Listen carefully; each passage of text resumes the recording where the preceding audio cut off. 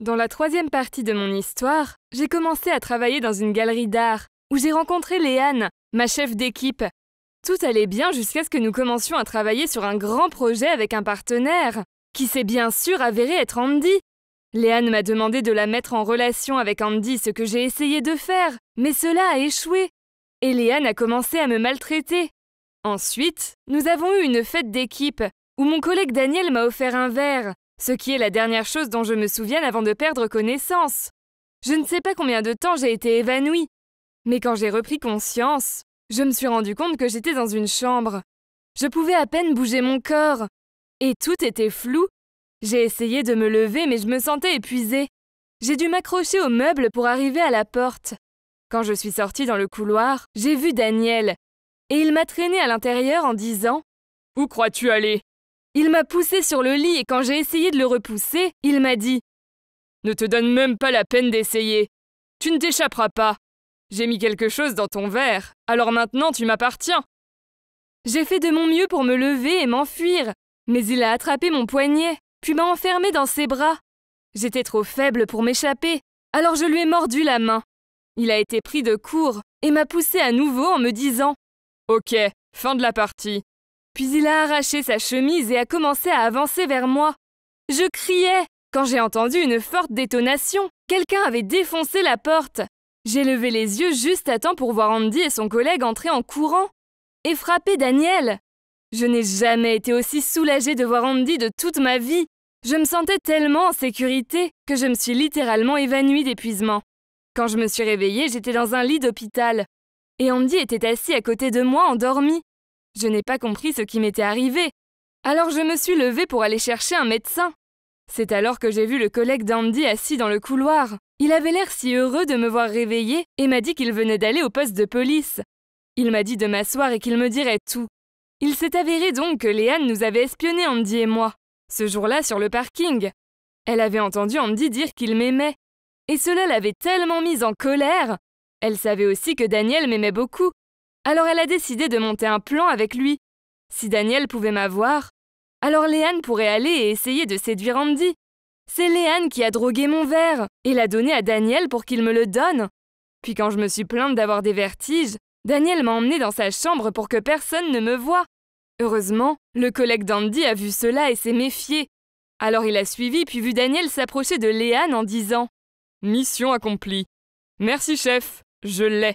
Je vais certainement vous rembourser bientôt. » Alors le collègue d'Andy a appelé Andy et lui a dit qu'il se passait quelque chose de bizarre. Le temps qu'Andy arrive, tout le monde était parti et son collègue attendait dehors. Ils ont dû entrer par effraction chez Daniel. Et ils sont entrés juste à temps pour attraper Daniel avant qu'il ne me fasse du mal. Ils ont immédiatement appelé la police et m'ont emmené à l'hôpital. C'est encore plus choquant. Léane et Daniel ont tous les deux été arrêtés pour m'avoir drogué. Et bien sûr, ils purgent maintenant leur peine. Ils ont tous les deux été condamnés à 5 ans de prison parce qu'ils ont utilisé de la kétamine pour droguer mon verre. Pas étonnant que je me sois sentie si horrible. Andy et son collègue m'avaient sauvée. Je voulais aller remercier Andy. Alors je suis retournée dans ma chambre d'hôpital. Andy était maintenant réveillé et j'étais sur le point de m'excuser pour tout quand soudain il s'est mis à me crier dessus. Il m'a dit que j'étais égoïste et que j'avais causé tant de problèmes pour lui et pour tous les autres. Puis il a dit que si je ne l'aimais pas, pourquoi ne lui ai-je pas simplement dit? Son collègue l'a entendu crier et est venu en courant pour lui dire de me laisser me reposer. Andy est parti en trombe et je suis restée assise à pleurer. Qu'est-ce que j'avais fait? J'ai pu quitter l'hôpital quelques jours plus tard et j'ai essayé de l'appeler tant de fois, mais il n'a jamais décroché. J'ai fini par découvrir qu'il avait quitté le projet et qu'il était rentré chez lui. Je ne pouvais pas supporter qu'il m'ignore comme ça. Alors j'ai emballé toutes mes affaires et je suis retournée dans mon ancienne ville pour essayer de lui parler. Dès que j'ai atterri, je suis allée directement à son bureau. Mais il m'a simplement ignorée. Même si je lui courais après et que je l'appelais par son nom, je me suis sentie comme une idiote. Et je me suis assise à côté de ma valise, presque prête à pleurer. Finalement, il s'est arrêté de marcher, s'est retourné et m'a demandé ce que je voulais. Il m'a donné une chance de parler. Et je lui ai dit que je l'aimais toujours et que je l'avais toujours aimé, mais que je ne voulais pas gâcher sa relation avec Trey. Alors c'est pour ça que je suis partie. Il m'a simplement fixée et il a commencé à s'éloigner. Certaines personnes s'étaient arrêtées pour regarder. Je ne pouvais pas le croire. Mais il s'est retourné et m'a dit « Allez, lève-toi du trottoir, suis-moi ». Je n'avais aucune idée de l'endroit où il allait, mais je l'ai suivi. Il a commencé à marcher vers le parc et s'est finalement arrêté près du banc où nous avions l'habitude de déjeuner ensemble. Il m'a dit que je lui avais fait tellement mal et il ne savait pas s'il pouvait me faire confiance à nouveau. Je ne pouvais pas le supporter. J'ai attrapé sa main et j'ai dit « S'il te plaît, Andy, je t'aime depuis que nous sommes enfants. Tu es la seule personne avec qui j'ai toujours voulu être. » J'ai attendu qu'il me réponde, mais il m'a juste regardé. Puis soudain, il m'a tendu la main et m'a pris dans ses bras et m'a dit qu'il ne voulait plus jamais me laisser partir. Puis il s'est mis à rire et a dit « Eh bien, si vous n'aviez pas coupé le contact avec tout le monde, y compris votre meilleure amie Beth, vous auriez su qu'elle et Trey sont ensemble maintenant. Alors ne te sens pas mal pour Trey, il est amoureux. » Waouh! J'étais si heureuse d'entendre ça. Tout se passait exactement comme Beth et moi le voulions depuis l'université. Ça a juste pris un temps fou pour arriver à ce point. C'est là que mon histoire se termine. Andy et moi sommes officiellement en couple. Et je n'ai jamais été aussi heureuse. Bien sûr, j'ai quitté mon travail à la galerie d'art et maintenant je vis avec Andy. Nous sommes en train de planifier un double mariage avec Beth et Trey. J'imagine un mariage de rêve dans la forêt, plein de fleurs. Mais Beth veut un mariage minable sur la plage. Alors nous continuons à nous disputer à ce sujet. Que le meilleur couple gagne, n'est-ce pas? Salut, je m'appelle Adeline. Je sais qu'à 19 ans, je suis jeune, mais je comprends à quel point le monde peut être cruel. Ma famille était très riche, donc on vivait dans une gigantesque maison. J'allais dans les meilleures écoles. Et j'avais des vacances de rêve. Ce que je ne savais pas était que mon père avait un gros secret. Son entreprise avait fait faillite. Vu que c'était quelqu'un de fier, au lieu de nous dire la vérité à ma mère et moi, il s'est laissé submerger. Quand j'avais 10 ans, il s'est suicidé. Et nous a laissé à ma mère et moi le deuil et la culpabilité. Avec une maison qu'on ne pouvait plus payer. C'est pour ça qu'on a déménagé de ce palais pour venir habiter chez ma grand-mère dans une petite ville. J'avais toujours pensé qu'après le lycée, j'irais à la fac. J'avais envie d'étudier la finance. Et ça me semblait encore plus important maintenant, car à l'avenir, je pourrais reconstruire l'empire de mon père et le rendre fier. Je n'avais plus d'allocation, alors je dépendais de mon boulot à temps partiel au restaurant pour m'en sortir. Je suis plutôt intelligente. Alors durant mes premiers semestres à la fac, j'ai réussi à obtenir des bourses qui sont devenues mon revenu principal. Malheureusement, ce semestre-là, il n'y avait qu'une bourse complète disponible. Le problème, c'est que même si je suis intelligente, il y a aussi ce mec dans ma classe, Raphaël, qui est encore plus intelligent. Pour les examens précédents, même en bossant nuit et jour, et en buvant des litres de café pour rester éveillé, il était toujours meilleur que moi. C'est vraiment embêtant car je savais que c'était un gosse de riche. Donc il n'avait même pas besoin de la bourse. Il était beau aussi, et beaucoup de filles s'extasiaient devant lui. Dans tous les domaines, il était premier, que ce soit pour les cours ou les filles. Mon Dieu, c'était le mec le plus frustrant au monde. Je crois que de me plaindre constamment de Raphaël a rendu ma colocataire Belle folle, car elle m'a dit de me taire et m'a conseillé de me servir de mes atouts pour lui passer devant. En y réfléchissant, c'était pas bête. Raphaël serait toujours plus intelligent que moi, alors si je ne pouvais pas être meilleure que lui, il fallait que je le divertisse pour qu'il échoue à l'examen. Je sais que ça paraît méchant, mais c'est pas comme s'il avait besoin de la bourse, non? Belle a accepté de me prêter de jolis vêtements et m'a montré comment me coiffer et me maquiller. Je suis passée de Cendrillon à une princesse. Maintenant, j'avais juste à approcher Raphaël et mettre mon plan obtention de bourse à exécution. Après les cours, Belle et moi avons volontairement suivi Raphaël. Quand je lui ai passé devant, Belle a surgi et m'a bousculée. J'ai donc trébuché sur lui en échappant mes livres. Il est immédiatement venu pour les ramasser et me les donner. En le remerciant, j'ai fait mine d'attraper sa main par hasard. Nos regards se sont croisés et il m'a souri. Et bingo! Le lendemain, après les cours, j'ai couru pour aller au travail. Quelques jours plus tôt, j'étais tellement prise par mes révisions que j'ai oublié que je devais aller travailler. Alors quand je suis arrivée au restaurant, ma patronne m'a réprimandée en me disant que ce serait déduit de mon salaire ce mois-ci. Je l'ai regardée avec des yeux de chien battu. Puis j'ai soudainement senti que quelqu'un me regardait. J'ai regardé derrière le comptoir et j'ai vu Raphaël. Quelle humiliation! Avoir un salaire réduit était une catastrophe, alors je n'avais pas d'autre choix que de trouver un autre boulot à temps partiel à côté. Il fallait que je trouve quelque chose qui s'adapte à mes études. Donc il fallait que j'aie des heures modulables et que je travaille sur de courtes périodes. Idée de génie. Je pouvais donner des cours de piano. J'en faisais depuis que j'étais petite et je savais que j'étais douée. J'ai créé un flyer avec écrit « Donne cours de piano sympa à domicile ». Et j'étais contente de recevoir un appel dès le lendemain. Je me suis rendue à l'adresse et à ma surprise, je me suis retrouvée devant un manoir. Était-ce la bonne adresse? Intriguée, j'ai sorti mon téléphone pour appeler le numéro avec lequel on m'avait contacté. J'étais totalement choquée quand la personne qui a ouvert le portail était Raphaël. J'ai lâché à voix haute. « Raphaël? C'est toi? Tu m'as embauché pour des cours de piano et je le fixais. »« Ouais, » dit-il en souriant. « Écoute, je suis désolé que ta patronne se soit comportée comme ça avec toi au restaurant. Et j'ai un piano ici, donc j'imagine que c'est l'occasion idéale pour apprendre. » Depuis ce jour, je donnais des cours de piano à Raphaël. Il se trouve qu'il était doué. Typique. Y avait-il quelque chose qu'il ne savait pas faire? Ok, donc je me suis rendu compte que Raphaël n'était pas l'abruti que je pensais. En fait, il était drôle et sympa. On partageait une passion pour les concerts de musique. Et on espérait tous les deux avoir notre propre entreprise un jour. Un jour, j'ai mis ma main sur la sienne pour tourner la serrure. Et j'ai eu cette étrange sensation. Était-ce des étincelles? Puis une autre fois, je le félicitais pour avoir réussi son morceau et il a dit « C'est grâce à ma belle et géniale prof !» J'ai rougi et j'ai vite détourné le regard. Je crois qu'il a senti aussi car on s'est tous les deux mis à rougir et c'est devenu gênant. Autant dire que notre connexion devenait de plus en plus forte. Mais il fallait que ça reste professionnel, car il fallait que je pense à la bourse. Alors, à la fin du cours de piano, quand il m'a demandé de sortir avec lui, j'ai tout de suite refusé. Je lui ai dit que je devais étudier. Il m'a demandé pourquoi je devais autant étudier, puisque j'étais déjà très bonne. J'ai saisi l'opportunité pour lui dire que si je n'avais pas la bourse pour le semestre suivant, alors je devrais quitter la fac car je n'aurais plus les moyens. En entendant ça, Raphaël m'a dit de ne pas m'en inquiéter, car il ferait exprès d'être mauvais, et que si je faisais de mon mieux, j'obtiendrais la bourse.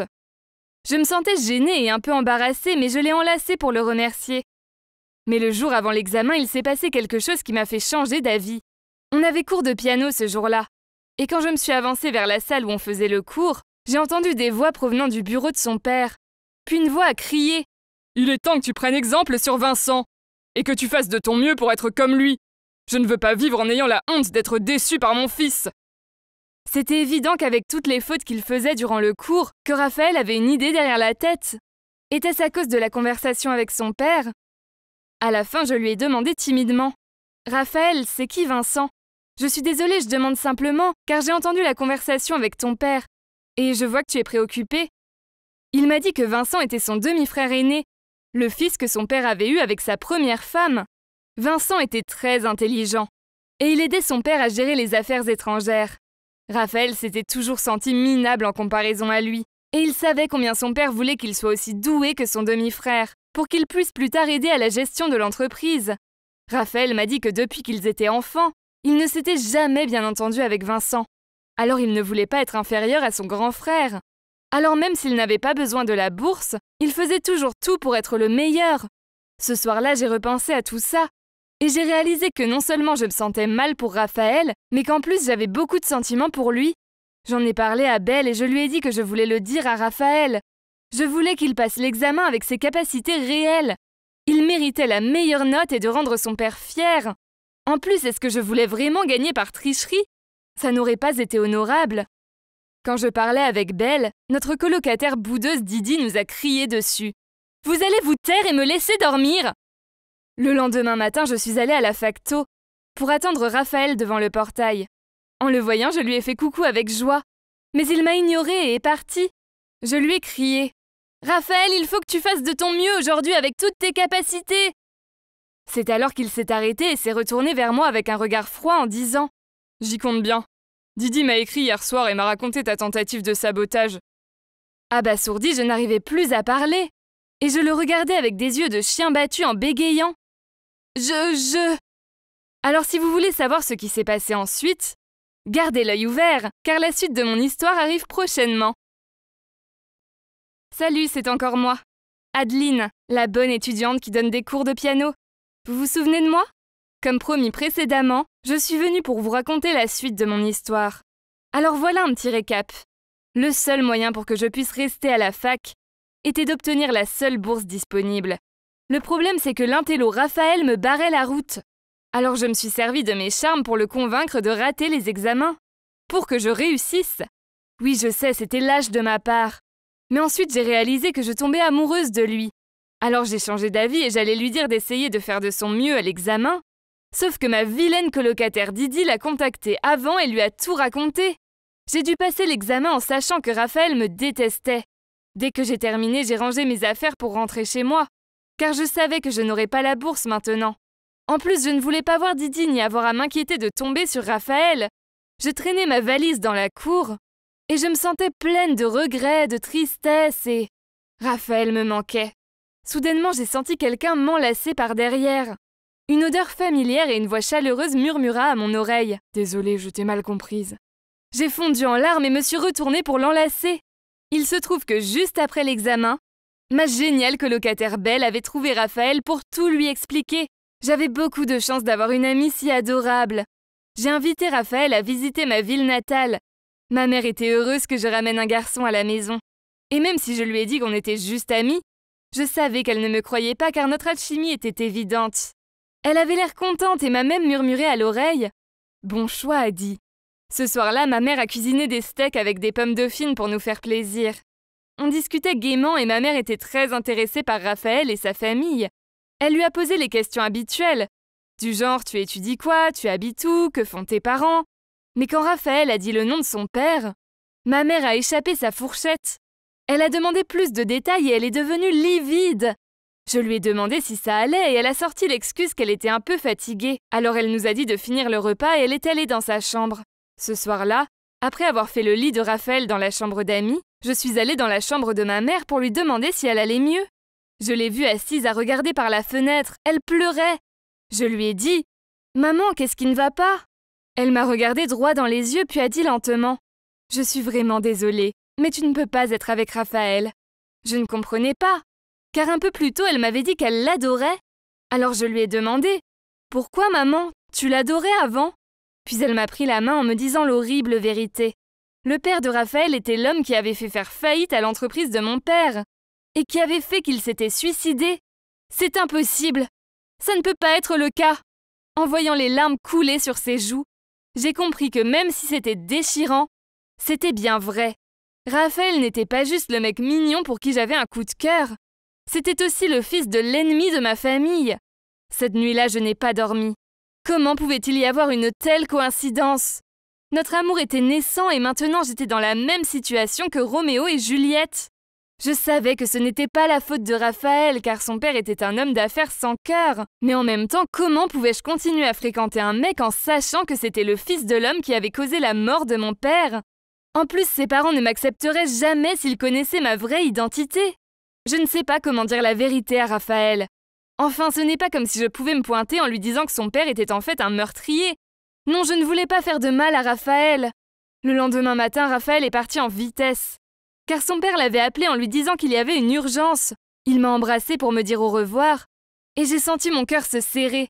C'était non seulement notre premier baiser, mais je savais aussi que ce serait le dernier. Il a dit qu'on se verrait à la fac, et j'ai marmonné, oui, c'est ça. Je n'avais pas assez d'argent pour la fac, donc je ne pouvais pas me permettre d'y retourner. Je boudais à la maison et je déprimais. Puis à ma surprise, la fac m'a appelé pour me dire que j'avais obtenu la bourse. C'était tellement un choc. Et même si je me sentais chanceuse, j'étais aussi triste. Ça voudrait dire que je ne pourrais pas éviter Raphaël. Au lieu de ça, il faudrait que j'affronte chaque jour le mec que j'aime, en sachant que ce serait comme trahir la mémoire de mon père si je restais avec lui. Raphaël a dit qu'il viendrait me chercher à l'aéroport. J'étais très nerveuse. En fait, la peur de ne pas être capable de retenir mes émotions en le voyant me préoccupait. En l'attendant, un message est soudainement apparu sur mon téléphone. « Chérie, je suis désolée, je ne peux pas venir te chercher. J'ai une urgence en ce moment et il faut que je reste avec mon père pour l'aider à gérer les problèmes de l'entreprise. Je vais essayer de rentrer dès que possible. Tu me manques et j'ai hâte de te voir. » J'étais déçue, mais ce n'était pas grave. Je n'aurais plus à être mal à l'aise de le voir. Pendant que j'attendais à l'arrêt de bus, j'ai rencontré un mec Junsu. Il se trouve qu'il venait d'arriver de Corée et il étudiait à la même fac que moi. Il avait l'air très mal à l'aise, comme moi quand je suis arrivée ici pour la première fois. J'ai proposé de l'accompagner à la fac parce que j'y allais aussi. 2 semaines plus tard, Raphaël n'était toujours pas revenu en cours. Et je n'avais pas eu de message de lui, même si ça m'attristait. J'essayais de me convaincre que c'était mieux comme ça. Je suis retournée à mon boulot à temps partiel au restaurant. Ma patronne m'a dit qu'il y avait un nouveau, et que c'était à moi de lui montrer comment faire. Puis elle m'a présenté Junsu. C'était lui notre nouveau collègue. Tous mes collègues me taquinaient en me disant que Junsu m'appréciait. Même Belle le pensait. Je ne savais pas si c'était vrai, car j'étais focalisée sur les études et le travail. En tout cas, ça m'était égal, car j'étais toujours amoureuse de Raphaël. Puis un jour, après les cours pendant que je rêvassais, mes pas m'ont menée chez Raphaël. 3 hommes bizarres se tenaient devant le manoir. Et il y avait une pancarte à vendre sur le portail. Que se passait-il? J'ai commencé à m'inquiéter. Pourquoi Raphaël ne m'avait pas écrit? Où était-il maintenant? Je me tenais là pendant un instant, puis j'ai pris mon téléphone pour chercher son nom. Mais je n'arrivais pas à me décider à l'appeler. Quand j'avais des soucis, Raphaël était toujours là. Il m'aidait et il m'aimait. Mais maintenant, je ne pouvais pas l'aider. J'ai soudain réalisé à quel point je l'aimais et comme il me manquait. J'ai fini par marcher jusqu'au parc de la ville. Et je me suis allongée sur la pelouse près du lac où Raphaël et moi avions révisé ensemble. Je me suis mise à pleurer. Et c'est là que Junsu est arrivé. Il se trouve qu'il venait souvent pique-niquer ici. Il s'est assis près de moi et m'a donné un verre de soju. Et de la viande séchée délicieuse. Cette boisson est géniale. Si ça ne te remonte pas le moral, alors rien ne le pourra, dit-il en souriant. Il était adorable. Et j'appréciais sa gentillesse. Je pleurais encore en buvant mon soju. Puis j'ai fini par faire part de mes sentiments à Junsu. Il était très à l'écoute. Et il n'était pas dérangé que je pleure sur son t-shirt. Puis soudainement, j'ai levé les yeux et j'ai vu une silhouette familière au-dessus de moi. C'était Raphaël. Au début, j'ai dû me pincer. Est-ce que le vin m'était monté à la tête et m'avait fait halluciner? Je me suis détachée de Junsu et me suis levée en me frottant les yeux pour mieux voir. C'était vraiment Raphaël. Il se tenait là, l'air surpris et il était très en colère. Puis il est parti et je lui ai couru après. Mais comme j'étais un peu bourrée, je suis tombée. J'ai essayé de lui crier que ce n'était pas ce qu'il pensait. Mais il a décidé de m'ignorer. Je n'avais pas d'autre choix que de rester au sol. Et regarder le mec que j'aimais de tout mon cœur s'éloigner de moi. À présent, tout semble si compliqué. Ne manquez pas la dernière partie de mon histoire. Croyez-moi, il ne faut pas rater ça. Salut les amis, c'est encore moi, Adeline. Je vais vous dire comment mon histoire se termine. Voilà un petit résumé. J'aime Raphaël, mais disons que c'est compliqué. J'ai découvert que son père n'était pas innocent dans la faillite de mon père, qui l'a conduit à se suicider. Je ne pouvais pas en parler à Raphaël car il avait disparu. Jusqu'au moment où je l'ai revu quand j'enlaçais mon ami Junsu au parc. Uniquement parce que j'étais triste à cause de lui. Bref, Raphaël a mal compris et est parti en furie. Le lendemain matin, je me suis réveillée avec une énorme migraine. Et je me sentais affreuse. J'ai essayé d'envoyer des messages et des appels à Raphaël, mais il ne répondait pas. Et il semblait avoir disparu des réseaux sociaux. Je suis allée à son ancienne maison pour demander aux voisins, mais aucun d'eux ne savait où se trouvait sa famille. J'ai aussi demandé à son meilleur ami. Il m'a dit qu'il savait simplement que Raphaël avait été transféré dans une autre fac au Canada. 2 ans plus tard et je n'avais toujours aucune nouvelle de Raphaël. Et pourtant je pensais toujours à lui. Je sortais avec Junsu plus souvent. Je trouvais qu'il était drôle. Mais il y avait un inconvénient. Je savais qu'il était amoureux de moi. À 3 reprises, il me l'a dit. Et à chaque fois, je me suis sentie très mal de le repousser. Je pense que Junsu était quelqu'un de bien. Mais ensuite, il s'est passé quelque chose qui a détruit notre amitié. Un soir, je suis allée dans un bar en ville avec lui. On était tous les deux un peu bourrés. Et il n'arrêtait pas de me dire à quel point il m'aimait. Je ne voulais pas le blesser, alors je lui ai poliment dit que je l'appréciais, mais comme ami. Junsu a insisté pour me raccompagner chez moi. Quand on est rentré, je me sentais fatiguée et je voulais juste rentrer dormir. Alors je l'ai remercié et quand j'allais rentrer, il m'a attrapé le bras pour m'attirer vers lui. Je lui ai dit de me lâcher et il m'a crié dessus. « Pourquoi pas moi? Tu sais que je t'aime vraiment. Qu'est-ce qu'il a de plus que moi ?» Puis il s'est penché pour m'embrasser. Je l'ai repoussé mais il n'a pas semblé comprendre. Au lieu de ça, il m'a poussé contre le mur et a essayé de déboutonner mon chemisier. J'ai crié « Non, je ne t'aime pas et je ne t'aimerai jamais !» puis je l'ai poussé. J'ai vite couru à l'intérieur et j'ai verrouillé la porte. Cette nuit-là, Junsu a attendu devant le dortoir, jusqu'à l'aube pour me voir. Mais j'étais déterminée à ne pas le voir. Depuis, Junsu a essayé de s'excuser, mais je ne me sens plus en sécurité avec lui. On travaillait toujours ensemble, donc j'étais polie avec lui, mais on ne faisait plus de sorties ensemble. Puis un soir, je suis allée travailler, et ma patronne m'a dit que Junsu avait démissionné. Je ne l'ai plus revu après ça. Après les incidents avec Raphaël et Junsu, j'en avais marre des histoires. Je me suis focalisée sur mes études. Et mes efforts ont payé car j'ai terminé mes 4 années de fac en majorant ma licence. Et j'ai reçu une offre d'emploi pour être sous-directrice d'une société sidérurgique réputée. Je me suis plongée dans le travail. Après 6 mois, on me confiait plus de tâches. Et mon patron avait confiance en moi. Donc pour la plupart de ces rendez-vous importants, j'allais toujours avec lui. Notre société prévoyait de construire une autre usine. Et on essayait de trouver un entrepreneur en construction. Alors je suis allée avec mon patron pour rencontrer les potentiels entrepreneurs dans un restaurant luxueux. J'ai failli m'évanouir quand les patrons de l'entreprise sont entrés. C'était Raphaël et son père. Raphaël était si surpris qu'il était sans voix. En voyant ça, mon patron a demandé « Vous vous connaissez ?» Le père de Raphaël ne semblait pas me reconnaître, car ça faisait quelques années, et je ne l'avais pas beaucoup vu. Avant que je puisse réagir, Raphaël a dit « Non, je ne la connais pas. » Même si sa remarque me blessait, j'étais professionnelle, alors j'ai vite repris mes esprits. Et on s'est salué comme si l'on se voyait pour la première fois. Il avait beaucoup changé. Maintenant, c'était un homme d'affaires canon. Je me demandais s'il avait une petite copine mannequin pour aller avec sa nouvelle vie parfaite. Je trouvais ça difficile d'être naturelle face à lui. J'arrêtais pas de bégayer et mes mains étaient moites. Pire encore, lui semblait complètement indifférent. Pendant le dîner, on a parlé boulot. Et le père de Raphaël semblait vouloir absolument collaborer. Mais mon patron n'était pas très intéressé. Je savais que c'était parce qu'on avait aussi un autre entrepreneur qui proposait un tarif plus bas. Avant de partir, je suis allée aux toilettes et avant d'ouvrir la porte, j'ai entendu des voix dans le couloir. C'était Raphaël et son père qui discutaient. « Si on n'obtient pas ce contrat, on est cuit. »« Je sais, papa. Je vais faire de mon mieux pour obtenir ce contrat. » dit Raphaël fermement.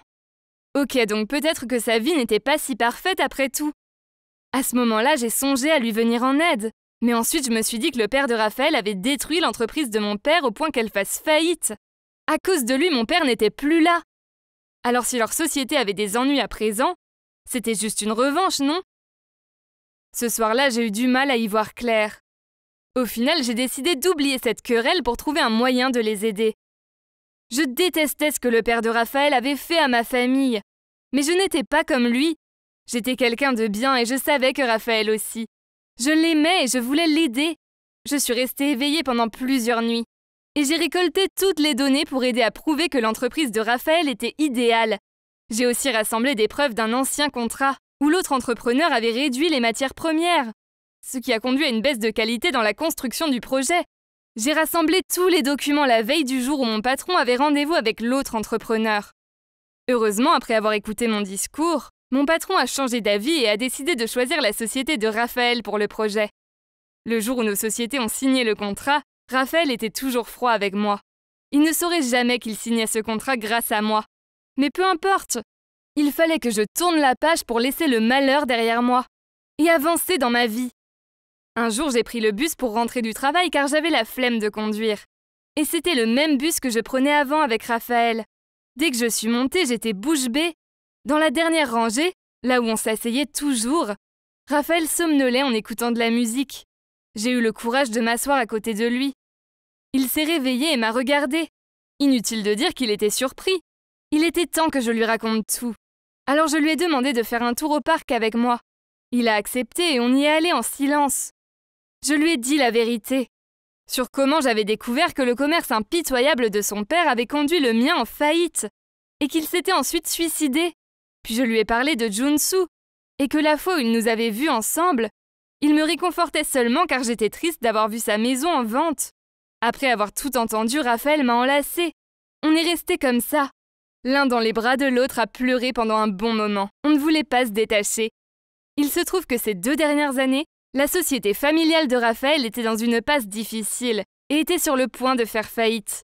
Alors son père avait décidé de vendre la maison puis ils ont déménagé au Canada pour sauver la dernière branche de l'entreprise dirigée par son frère. Il voulait s'installer là-bas aussi. Mais Raphaël voulait retourner aux États-Unis, car il m'aimait encore. Le jour où il est revenu, il m'a vu avec Junsu et il s'était dit que je ne l'avais jamais aimé si je tournais la page aussi facilement. Il était en colère, donc il m'a éjecté de sa vie et a déménagé au Canada. Il a terminé la fac là-bas et a aidé à gérer l'entreprise de son père et de son frère. Récemment, l'entreprise a eu une autre difficulté, dont il se sortirait grâce au contrat. Avoir obtenu le contrat semble être un miracle, dit-il. Mais le plus grand miracle, c'est que je sois de nouveau avec toi. Après ça, on a décidé qu'on ne laisserait pas le passé de nos parents affecter notre bonheur. On s'aimait et nos familles devraient trouver le moyen de l'accepter.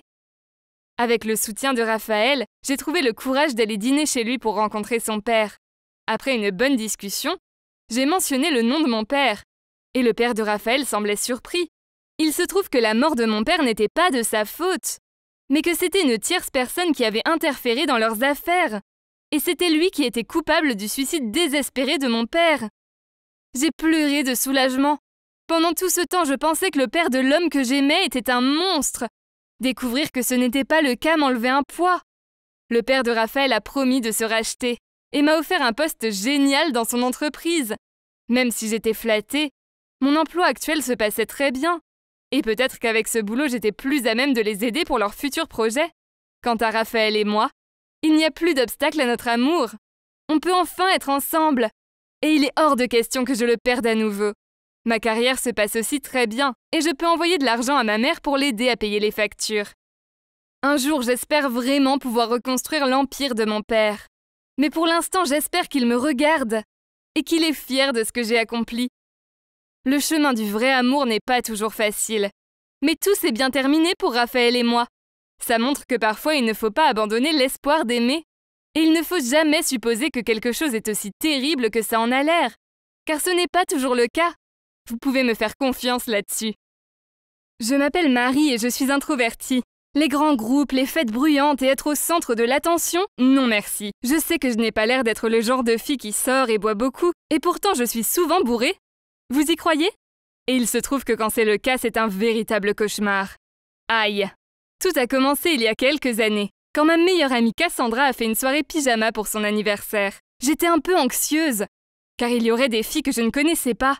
Mais je ne voulais pas laisser tomber ma meilleure amie.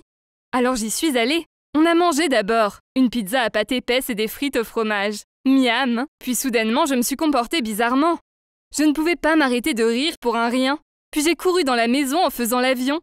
Et j'ai passé ma tête par la fenêtre et me suis mise à faire coucou aux inconnus qui passaient. Mais je ne me souviens de rien. Une des filles m'a filmé et a posté la vidéo sur sa page. Le lendemain au lycée, tout le monde me regardait et se moquait de moi. Il se trouve que la vidéo était devenue virale. Je ne comprenais pas pourquoi j'agissais comme ça. Ce n'était pas du tout moi. Puis ça a empiré, beaucoup même. Une fois je finissais mon repas à la cantine du lycée, et 15 minutes plus tard en sortant, j'ai commencé à me sentir légère. Une fille qui me regardait souvent méchamment est passée à côté de moi, et j'ai sorti « Qu'est-ce que tu regardes ?» Puis je l'ai giflée. Elle était en colère, alors elle m'a frappée à son tour. Un prof est intervenu pour nous séparer, et j'ai été convoquée chez le principal. Il m'a accusée d'être bourrée et a appelé ma mère. Comme vous pouvez l'imaginer, ma mère était furieuse. Elle m'a punie pendant un mois entier et ne me donnait plus d'argent de poche, car elle pensait que j'achetais de l'alcool avec. Je lui ai dit que je n'avais pas bu d'alcool, mais elle ne me croyait pas. J'étais perplexe. Je ne comprenais pas pourquoi ces comportements étranges m'arrivaient. Je voulais juste une vie calme. Alors pourquoi ma personnalité changeait soudainement? Puis ce fut l'anniversaire de ma petite sœur. 10 minutes après avoir mangé une part de gâteau aux fruits, je me suis mise à transpirer et à avoir le vertige. Je me suis mise à rire sans raison. Je disais des choses insensées, puis je suis tombée de mon siège. Tout le monde me regardait l'air confus. Au final, ma mère a compris que quelque chose n'allait pas. Elle m'a emmenée voir plein de spécialistes, mais aucun ne savait. Puis au final, un spécialiste a posé un diagnostic. Il se trouve que j'avais une maladie rare, le syndrome d'autobrasserie. Le système digestif fermente automatiquement tout seul. Alors quand je mange du sucre ou de l'amidon, ça se transforme en alcool. Et mon corps devient saoul. Pour éviter d'être bourré sans raison, j'ai dû arrêter complètement le sucre et les produits contenant de l'amidon. Et prendre un traitement. Comme vous pouvez l'imaginer, ne pas pouvoir manger ce type d'aliment n'était pas drôle du tout. J'adore les bonbons et le chocolat, j'adore les pretzels. qui se trouve être l'un des aliments qui contient le plus d'amidon. Quel dommage! Après 2 ans à vivre avec cette maladie, je me suis habituée. J'ai découvert des alternatives, comme les frites de légumes et le pain paléo. Ça devient vite compliqué au restaurant, car je déteste passer pour la cliente énervante qui veut tout modifier. Mais ce n'est pas toujours si mal, car depuis je peux contrôler le sucre que je mange. Alors j'imagine que j'ai appris à être une ado normale, et que je vis une vie à peu près normale. Enfin, du moins jusqu'à ce que j'ai cet énorme coup de cœur pour un mec mignon de ma classe, Samuel. Puisque je suis timide, je ne pourrais jamais lui avouer mes sentiments. Mais je me suis dit que ma maladie rare pouvait m'aider. Alors à l'anniversaire de Cassandra, quand Samuel m'a donné une part de gâteau fondant au chocolat, je l'ai prise et je l'ai mangée. Je me suis tout de suite sentie plus à l'aise. Et très vite j'ai osé réclamer des chansons. Et je chantais avec assurance devant tout le monde. J'ai choisi le titre de Harry Styles, Adore You. Et je l'ai dédicacé à ma géniale meilleure amie Cassandra. Mais pendant que je chantais, je regardais Samuel. Plus tard dans la soirée, Samuel m'a envoyé un message pour me demander si j'étais rentrée, puis on a discuté. Mais le lendemain, Samuel m'a interpellée dans le couloir. Et j'ai seulement osé le saluer timidement d'un sourire gêné. Sans fermentation, j'étais de nouveau la fille timide habituelle. Puis pendant mon cours de littérature anglaise, le prof m'a mise en binôme avec Samuel pour jouer un classique de Shakespeare. Il jouait Roméo et m'a demandé si je voulais jouer Juliette. Oh, pour une fille timide, calme et qui bégaye, jouer devant toute la classe semblait insurmontable. Mais je ne voulais pas que quelqu'un d'autre du groupe joue Juliette. Alors j'ai trouvé le courage de dire oui. Donc avant les répétitions et la représentation finale, j'ai mangé des bonbons. La représentation s'est bien déroulée. Et ensuite Samuel m'a invitée avec lui à l'anniversaire d'un de ses amis. J'étais très inquiète, mais je me suis dit que si je devenais bourrée en mangeant, tout se passerait bien. Pendant la fête, j'étais tellement anxieuse. Et je rêvais d'assurance. Alors j'ai mangé un peu trop de bonbons et de fruits comme souvent. D'habitude, je savais quelle quantité prendre pour garder le contrôle de mes actes. Mais mon stress m'a fait manger davantage. Le reste de la soirée était flou, mais Samuel m'a dit que j'avais ri comme une folle, que je titubais, et que j'avais mis mes bras autour du cou de son ami Fred, et que je l'avais embrassé sur la joue, donc la copine de Fred m'avait giflé devant tout le monde. Même si Samuel m'en voulait, il m'a ramenée chez moi. J'ai essayé de lui dire que j'étais désolée, mais j'étais si bourrée que j'ai fini par lui vomir sur les genoux. La honte! Mais c'est tellement un mec adorable qu'il m'a raccompagnée à l'intérieur, et ma mère m'a mise au lit directement, puis elle lui a expliqué ma maladie. La fois suivante où on s'est vus, il était très compréhensif, et m'a dit qu'il m'aimait comme j'étais, et que je n'avais pas besoin de manger des sucreries pour être à l'aise. Je savais que ce n'était pas bien de profiter de ma maladie. La version de moi bourrée et confiante est bête et insouciante. Et je ne veux plus être comme ça. C'est parfois difficile. Surtout que les événements sociaux me rendent mal à l'aise et gênée. Mais je sais que je dois suivre les indications du médecin pour gérer ma maladie. Maintenant, j'essaye de construire mon estime de moi, au lieu de compter sur les faux élans de confiance que les aliments amidonnés me procurent. Je sais que ça ne va pas être facile, mais je réalise maintenant qu'il y a plein de gens qui m'aiment comme je suis. Salut, je m'appelle Solène, et je suis étudiante. Je vis avec ma coloc Emma. Elle est drôle, mais parfois très sérieuse. En plus, elle semble trop souvent agrippée à son copain énervant Bastien. Car quand j'entre, ils sont toujours en train de s'embrasser. Burk. Mais grâce à eux, j'avais l'occasion d'être proche de mon coup de cœur. Mais ensuite, j'ai moi-même tout fait foirer. J'adore les comédies romantiques. J'adore vraiment. Donc évidemment, quand cette comédie romantique géniale est sortie au cinéma, j'ai voulu la voir le jour de sa sortie. Au début, Emma a accepté de venir le voir avec moi. Mais la veille, elle a annulé. Ça m'a mis en colère, car elle avait promis. Alors je suis allée chez elle. Il n'arrêtait pas de l'embêter avec ça pendant qu'elle essayait de cuisiner, réviser, et quand elle était au téléphone avec Bastien, mon insistance a finalement marché. Car elle a fini par céder et a accepté de venir. À condition que Bastien puisse venir aussi. Oh, ça m'embêtait, car je ne voulais pas qu'il vienne. En plus, je ne voulais pas être celle qui porte la chandelle. Enfin, c'est gênant. Je me suis plaint qu'elle ruinait notre soirée entre filles, et lui ai dit qu'elle n'était pas une bonne amie.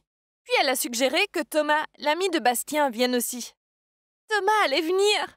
C'était le chaudron d'or au bout de l'arc-en-ciel. Enfin, 10 sur 10 de mignonnerie.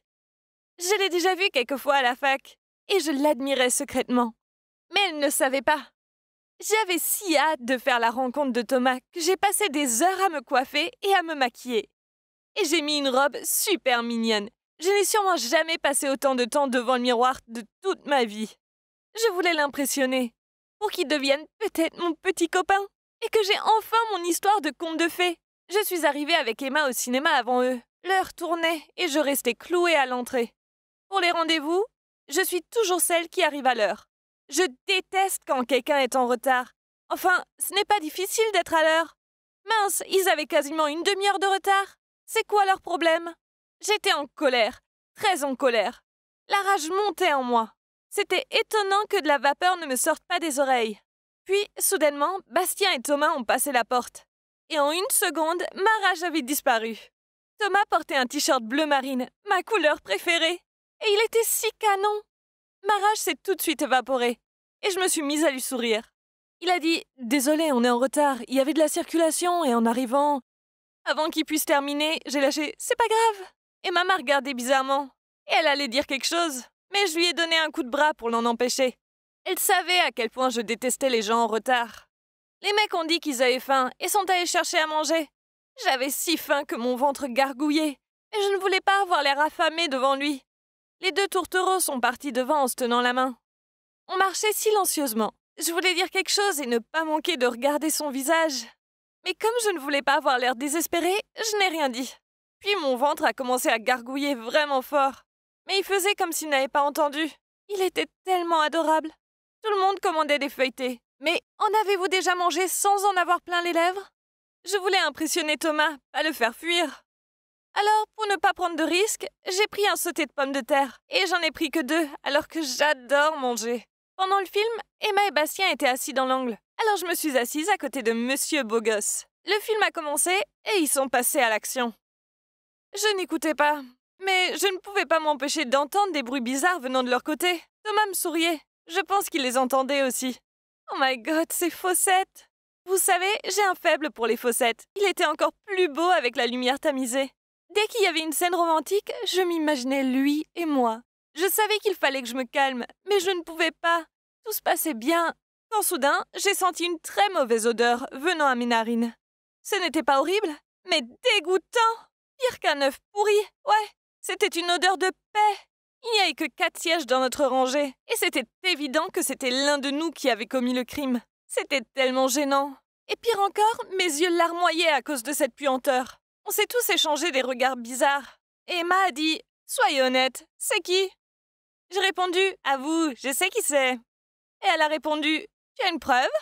Et j'ai dit « Tu le fais toujours à la maison. » Elle est devenue rouge écarlate et Bastien a éclaté de rire. Je ne manquais jamais une occasion de la mettre dans l'embarras. Ce que je ne savais pas, c'est que j'allais en payer le prix fort. Elle a souri puis a dit « Eh bien, on sait tous qui a mangé des pommes de terre aujourd'hui. » Quel embarras! Tout le monde riait, sauf moi, évidemment. Et c'était même Thomas qui riait le plus. Pendant le reste du film, Thomas me regardait et rigolait. Encore plus ennuyeux, le coupable du P n'a jamais été démasqué. Puis, quand on sortait du cinéma, j'ai fait tomber mon rouge à lèvres par terre et je me suis penchée pour le ramasser. Un énorme P est venu de moi. Tout le monde avait entendu. Et oui, Thomas aussi, il était juste devant moi. Ils ont tous rigolé et je me trouvais là morte de honte. Pire encore, ils devaient se dire que le P précédent était le mien aussi. Mais non, mon P ne sentait même rien, c'était juste comme de l'air. Et ce serait passé inaperçu s'il n'y avait pas eu un son monstrueux. Ce fut le moment le plus gênant de ma vie. Il était impossible que Thomas m'apprécie maintenant. Quel dommage. Dès que je suis rentrée, j'ai couru dans ma chambre et j'y suis restée. Je ne voulais pas voir Emma toute contente. Je ne voulais plus jamais voir personne. Ce soir-là, je suis restée allongée sur mon lit, à fixer le plafond, en me demandant ce que je ferais de ma vie. À cause d'un P insignifiant, mon coup de cœur avait ri de moi et devait maintenant me détester et penser que j'étais une tocarde. Maintenant, on ne pourrait jamais être en couple, ni se marier et avoir des enfants. Comment ruiner sa vie? Je finirais vieille femme à chat. Ou même pire, je serais coincée avec ce geek bizarre à la fac, Clément, la seule personne au monde qui pouvait m'aimer. Puis j'ai soudainement reçu un message. Mon cœur a bondi, c'était Thomas. Ça va ton ventre? C'était tellement gênant. Est-ce que j'allais m'en remettre? Ce n'est pas drôle, répondis-je. Puis à ma surprise, il a répondu « Je veux juste te demander si tu veux qu'on se voit demain. J'ai de place pour un film d'horreur. » Oh mince, pas encore le cinéma! Était-ce une blague? Est-ce qu'il essayait de m'humilier à nouveau? Le personnel du cinéma se souviendrait de mon visage, car j'étais celle qui avait lâché un paix monstrueux que tout le quartier avait entendu. J'ai inventé une excuse en disant que je devais réviser. C'était nul, car c'était un film d'horreur. Et je savais que je ratais une occasion d'être un petit chaton effrayé dans ses bras. Mais que pouvais-je faire d'autre? Pour être crédible avec mon excuse, j'ai passé le samedi à la bibliothèque. Oui, je sais, c'est nul, c'était horrible. Il faisait beau, mais il fallait que je fasse semblant d'être très occupée par quelque chose. Au cas où lui et ma coloc se parlaient et découvraient que j'étais juste émitouflée de honte sous ma couette à cause de mes 2 paix. Je me suis assise en feuilletant un livre, quand Clément est venu s'asseoir à côté de moi. Oui, le geek. Il m'a souri et je ne voulais pas être impolie, alors je lui ai souri aussi. Soudainement, j'ai entendu une voix. « Alors tu es là, vraiment très occupée avec un autre mec ?» C'était Monsieur Beaugosse, Thomas. Il se trouve qu'il était venu m'apporter à manger et un café. J'ai essayé de lui expliquer que je le connaissais même pas vraiment, Clément. C'est là que Clément m'a souri, m'a pris la main et a dit « On passe tous les samedis ensemble à la bibliothèque et maintenant c'est officiel entre nous. » J'étais figée. C'était de la folie. Le temps que je réalise que Clément me tenait toujours la main, je la retirais. Mais c'était trop tard. Thomas était parti en furie. Puis je n'arrêtais pas de recevoir des messages de mes amis. « Tu es avec Clément? Vous vous voyez à la bibliothèque, vraiment? J'ai vu ta photo. Le geek Clément l'a postée sur Instagram avec écrit « Révision du samedi avec mon amour ». J'ai regardé ma page. Oui, Clément venait de me taguer avec lui sur ce post. Maintenant, en plus d'être la fille qui pète, Thomas pensait à présent que j'étais une garce menteuse. Ce n'est pas le cas. Je veux juste mon conte de fées avec lui. Que suis-je censée faire maintenant? Salut, je m'appelle Isabelle, et ce sont mes grands-parents qui m'ont élevée. Ce n'est pas que mes parents étaient absents, c'est juste qu'ils travaillaient à New York et que ce sont des dingues de travail. Alors je me suis retrouvée chez mes grands-parents. Ma sœur Béatrice, ou Béa comme on l'appelle tous, vivait avec mes parents. Je ne sais pas vraiment pourquoi, mais c'était comme ça. Mes parents venaient chaque Noël et parfois pour les vacances de Pâques. Mais ne pas les voir souvent était normal pour moi. Puis un été, mes parents et Béa sont venus et m'ont dit qu'ils emménageaient en ville et qu'on allait tous vivre ensemble. Au début, c'était bizarre, car j'avais l'habitude de les voir peu. Mais ensuite, je me suis dit que ça allait être bien, non? Mais bon, vivre avec sa petite sœur était plus compliqué que ce que je pensais. C'est un peu pénible. En fait, Béa m'a même poussée, moi, une fille normale sans problème scolaire, à faire plein de trucs scandaleux, insensés. Béa est une gamine adorable, mais elle est plutôt timide et elle est parfois un peu collante. Sûrement parce qu'il lui faut du temps pour s'intégrer dans ce nouvel endroit. Donc elle me suit et me colle toute la journée. Mais je ne comprenais pas pourquoi elle copiait tout ce que je faisais. Je portais un jean déchiré, alors elle s'est acheté exactement le même. Je portais du gloss rose, alors elle aussi. J'ai eu un nouveau téléphone pour mon anniversaire et elle a supplié nos parents jusqu'à ce qu'ils cèdent et lui en offrent un aussi. Ça m'embêtait, car j'avais attendu des années pour avoir un téléphone portable et elle en obtenait un juste en insistant. Elle avait sa propre chambre, mais chaque soir elle venait dans la mienne et me demandait de lui raconter des anecdotes sur mes camarades pour qu'elle apprenne à se faire des amis plus vite. On parlait des cours, des garçons, des amis, vous voyez, des trucs de filles. Puis elle s'endormait dans ma chambre.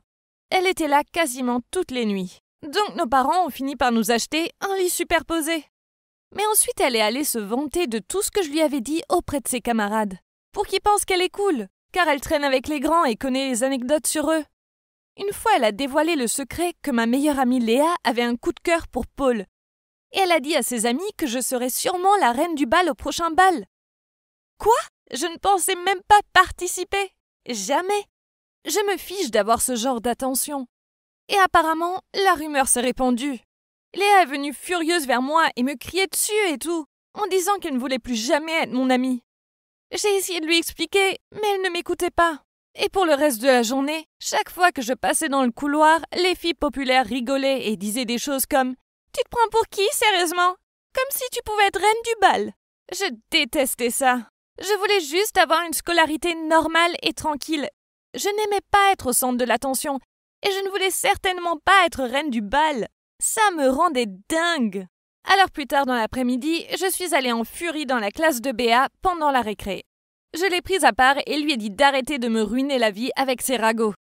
Je n'avais pas le temps de lui dire ce qui s'était passé exactement parce que je devais retourner en cours. Mais je me suis assurée qu'elle comprenne et lui ai lancé un regard noir avant de partir. Elle avait l'air assez effrayée. Je suis retournée en classe d'un pas lourd, mais ma colère n'a pas duré longtemps, car le prof de littérature anglaise m'a mise en groupe pour un projet avec 2 de mes amis et Alain, le mec le plus mignon. C'était l'excuse parfaite de me servir du projet de groupe pour programmer un rendez-vous chez moi. C'était planifié. Il fallait juste que je rentre à la maison, que je mette ma tenue la plus jolie avant d'attendre leur arrivée. J'étais si anxieuse que je me préoccupais même plus de la querelle avec ma sœur. Je lui ai dit avec enthousiasme qu'Alain venait. Et elle m'a aidée à ranger ma chambre et à me faire des tresses. Ils sont arrivés et les révisions n'ont pas duré longtemps. Très vite, on s'est mis à regarder des films et à jouer. Puis Béa a suggéré qu'on joue à 7 minutes au paradis. C'est vraiment gamin, mais les autres paraissaient enthousiastes. En plus, je me suis dit que ça jouerait en ma faveur pour Alain. On a fait tourner la bouteille et quand ce fut le tour d'Alain, Béa a demandé de la faire tourner pour lui. Puis elle m'a fait un clin d'œil et à Alain aussi. Puis je fus horrifiée quand j'ai vu que la bouteille la désignait elle. C'était quoi ça? Est-ce qu'elle va me voler mon coup de cœur maintenant? Cette petite peste! Elle est allée avec Alain dans le placard et après 7 minutes atroces, ils sont sortis en souriant. J'étais énervée, mais j'ai gardé mon calme jusqu'à ce qu'ils partent. Puis j'ai crié sur Béa en lui disant que c'était une ignoble fouineuse et qu'elle ne devait plus m'approcher. Ça s'est tellement envenimé que ma mère a dû venir pour m'arrêter. J'ai claqué la porte de ma chambre et j'ai mis ma commode devant pour que Béa ne puisse pas entrer. Le lendemain, elle a tenté de s'excuser, mais je l'ai ignorée. Elle a même laissé une barre chocolatée sur mon oreiller, mais je l'ai mise à la poubelle. Pour empirer les choses, Alain est venu me voir au lycée et a dit qu'il s'était bien amusé chez moi et que Béa était sympa. Quoi? Donc ils avaient fait quoi au juste dans le placard? C'était horrible. Puis le jour du bal est arrivé. Je n'avais pas de cavalier, Léa ne me parlait toujours pas et essayer d'éviter Béa chez moi m'épuisait. Puis Léa m'a appelée toute heureuse en me disant que Paul l'avait invitée au bal. J'étais vraiment contente pour elle et on s'est réconciliés. Elle m'a invitée chez elle pour qu'on se prépare pour le bal. J'ai pris ma robe, mon maquillage, mais je ne trouvais pas mon crayon à sourcils. J'ai marmonné « Ah, Béa !» car elle avait dû se servir du mien encore une fois. Je savais qu'elle était à l'entraînement de natation, alors je suis allée voir son tiroir pour trouver mon maquillage. Mais rien. Puis, j'ai vu quelque chose sous son oreiller. On aurait dit le bout d'un crayon noir. Ça devait être ça. Je l'ai sorti, mais ce n'était pas un crayon à sourcils, juste un simple stylo. Il était au milieu d'un carnet, alors j'étais curieuse et je l'ai sorti. C'est là que j'ai aperçu mon nom sur une page. Alors je l'ai pris pour voir ce que c'était. Son journal intime. J'ai lu les premières pages. Elle disait qu'elle m'adorait et qu'elle était heureuse qu'on vive enfin sous le même toit. J'ai trouvé une page en particulier qui était un peu déchirée. C'était le jour où je lui avais crié dessus. J'ai vu que des larmes avaient séché sur ses mots. Elle a écrit qu'elle pensait que j'étais très belle et que je gagnerais le titre de reine du bal et qu'elle voulait juste m'aider à me mettre en couple avec Alain. C'est pour ça qu'elle avait suggéré le jeu des 7 minutes et elle avait voulu que la bouteille me désigne, mais ça n'avait pas marché. Et c'est là qu'elle est allée dans le placard avec Alain. Elle lui avait seulement dit de gentilles choses sur moi. Et elle a découvert qu'Alain avait aussi des sentiments pour moi. Elle a aussi écrit qu'elle avait peur de dormir seule, mais qu'elle ne voulait plus me déranger. Elle a dit qu'elle avait tout gâché et espérait pouvoir retourner dans son ancienne maison. Je me sentais très coupable. Et j'ai pleuré tout le long jusqu'à chez Léa et lui ai tout raconté. Je n'étais pas d'humeur à aller au bal. Alors même si tout le monde me complimentait sur ma robe, je n'étais pas heureuse. Alain est venu et m'a proposé de danser, mais je n'arrêtais pas de penser à Béa. Je me suis excusée auprès d'Alain pour ma mauvaise humeur et il était très compréhensif. On a fini par discuter dehors et j'ai vidé mon sac en disant que j'avais mal compris ma sœur. Puis soudainement, je l'ai vue avec ses amies au photomaton à l'entrée. Elles avaient l'air de bien s'amuser, sauf elle. Elle avait l'air si triste. Je lui ai attrapé le bras par derrière. Elle s'est retournée et fut choquée. Puis elle s'est retirée pour s'en aller, mais je l'ai retenue en lui disant que j'étais désolée. Je l'ai enlacée et on a toutes les deux pleuré en n'arrêtant pas de se dire qu'on était désolées. Puis soudainement, j'ai entendu mon nom appelé au micro à l'intérieur de la salle. Puis elle a dit « Vas-y, vas-y, ils doivent te remettre la couronne du bal maintenant. » Je te l'avais dit. Il se trouve que je n'étais pas reine du bal, mais j'ai tout de même été nominée. J'imagine que c'est déjà bien. J'avais tort d'être en colère contre Béa. Elle n'a jamais voulu me faire de mal. Je le sais à présent. Plus tard ce soir-là, Léa et Paul sont venus remercier Béa, car c'était clairement grâce à elle qu'ils étaient maintenant ensemble. Puis Léa a fait un clin d'œil à Alain, qui était à côté de moi, et a dit « Tu devrais aussi remercier Béa, car on dirait bien que nous avons un deuxième couple ici. » Quelle gêne! Alors on a tous les deux haussé les épaules en faisant mine de ne pas comprendre de quoi elle parlait. On a passé le reste de la soirée à danser et à s'amuser. C'était bon d'avoir à nouveau ma meilleure amie et ma petite sœur dans ma vie. Je réalise maintenant qu'avoir Béa avec moi tout le temps n'est pas si mal que ça. Oui, elle est parfois pénible, mais tout ce qu'elle voulait, c'était être avec sa grande sœur. Et j'imagine que je dois avouer que j'aime bien être avec ma petite sœur aussi. Salut les amis, c'est encore moi, Maxime. Je vais vous partager la fin de ma merveilleuse histoire. Et croyez-moi, ça en vaut la chandelle. Pour ceux d'entre vous qui sont perdus, dans la deuxième partie, j'ai décidé de passer à l'action avec Vanessa, même en sachant que c'est la petite sœur de mon horrible ex. Et aussi, elle sortait avec cet imbécile de Colin. La seule chose qui importe, c'est qu'elle a aussi des sentiments pour moi. Alors j'ai convaincu Vanessa de mal s'habiller pour que Colin la quitte. Évidemment, mon plan de génie a fonctionné. Puis, on a commencé à sortir ensemble officiellement. Mais je ne voulais pas que Vanessa découvre la vérité sur mon ancienne relation avec sa sœur. Alors j'ai inventé une histoire ridicule en lui disant que je n'étais pas prêt à voir sa sœur adorée car c'était la méchante fille qui avait fait de ma vie un cauchemar quand j'étais au collège. Bref, Colin a su que Diane était mon ex et maintenant il menace de tout dire, à moins que je lui organise un rendez-vous avec ma sœur Clara. Je sais, compliqué, non? Je vous jure que ma vie est un véritable feuilleton. Bref, courage petite sœur, car tu vas avoir rendez-vous avec ce mec louche de Colin samedi. Ok. Donc le fait qu'elle ait déjà un copain complique un peu les choses. J'imagine que je n'avais qu'une solution. Il fallait que je la piège pour qu'elle aille au rendez-vous. Et Clara adore chanter. Mais enfin, elle n'a pas l'oreille musicale. Mais elle se prend pour quelqu'un comme Katy Perry. Donc, je me suis dit que le meilleur moyen pour qu'elle aille voir Colin était d'inventer une histoire d'agent chercheur de talent qui serait intéressé par elle. Je lui ai dit que j'avais un ami qui avait un ami qui connaissait un agent chercheur de talent. Et que cet agent adorerait dîner samedi avec elle et parler de sa carrière. Au début, elle a levé les sourcils en disant « C'est ça, ouais ». Donc j'ai soupiré longuement avant de répondre. « C'est très difficile pour moi d'admettre que tu as du talent, mais tu en as. Donc que tu ailles voir l'agent ou pas, ça m'est égal », dis-je en haussant les épaules avant de partir. Je n'étais pas bien loin quand elle a crié « Ouais, d'accord, je vais y aller ». Bingo. Je savais que ma sœur ne pouvait pas résister à l'idée de prendre l'avantage sur moi. Malheureusement pour elle, ça n'arrivera jamais. Évidemment, je n'étais pas complètement débile. Colin est un idiot lunatique, donc le moins que je puisse faire était de la suivre discrètement pour m'assurer qu'il ne lui arrive rien. Je me suis assis au restaurant avec mes lunettes de soleil, une fausse moustache et une casquette. Quel maître de la dissimulation! Je devrais me lancer dans l'espionnage. Clara était bien trop occupée à parler d'elle pour me remarquer. Elle ne semblait pas reconnaître Colin comme l'ex de Vanessa non plus. Sûrement parce qu'il avait les cheveux propres et c'était quoi cette odeur d'après rasage? Je l'ai entendu lui dire. « Donc, vous pensez vraiment que je puisse être chanteuse ?»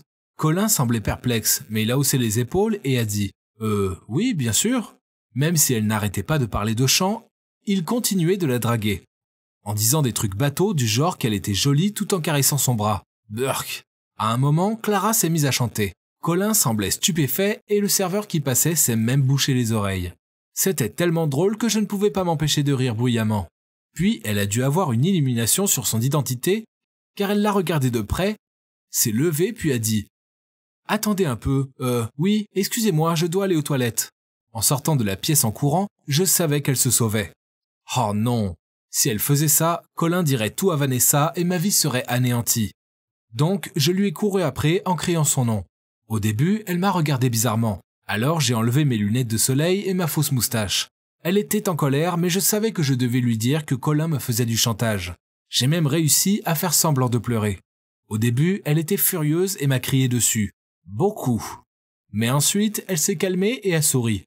Oh oh, ce sourire n'annonçait rien de bon.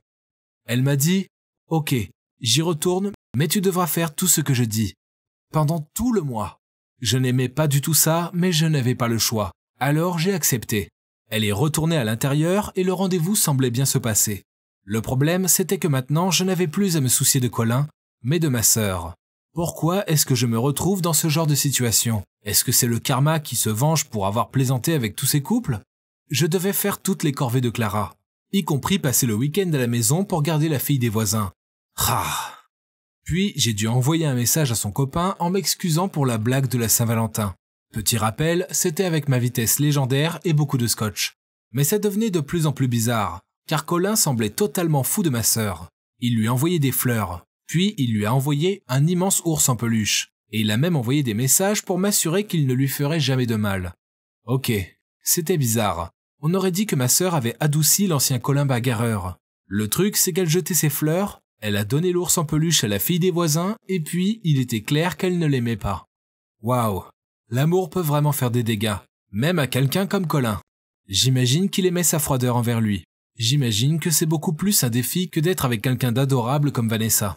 Clara avait commencé à vendre des gâteaux faits maison, vous savez, des cookies et tout ça. Ils étaient durs, brûlés et pas appétissants, mais les gens semblaient les acheter. Alors devinez qui elle a déniché pour faire la livraison? Ah, quelle plaie! Pire encore, un jour j'avais un rendez-vous avec Vanessa. Mais non, il fallait que je livre ces cookies immangeables. Vu comme je suis futé, j'ai trouvé un moyen de m'en sortir. Donc je suis allé chercher Vanessa à la bibliothèque, puis je suis allé faire la livraison. Le plan était de les livrer aussi vite que possible pour pouvoir passer la soirée avec Vanessa. Vanessa s'en fichait. En fait, elle trouvait ça mignon que j'aide Clara. Ah! On est allé à l'adresse de livraison et c'était un salon de manucure. J'ai laissé Vanessa dans la voiture pour courir à l'intérieur. Puis j'ai vu qui était la cliente et oh my god!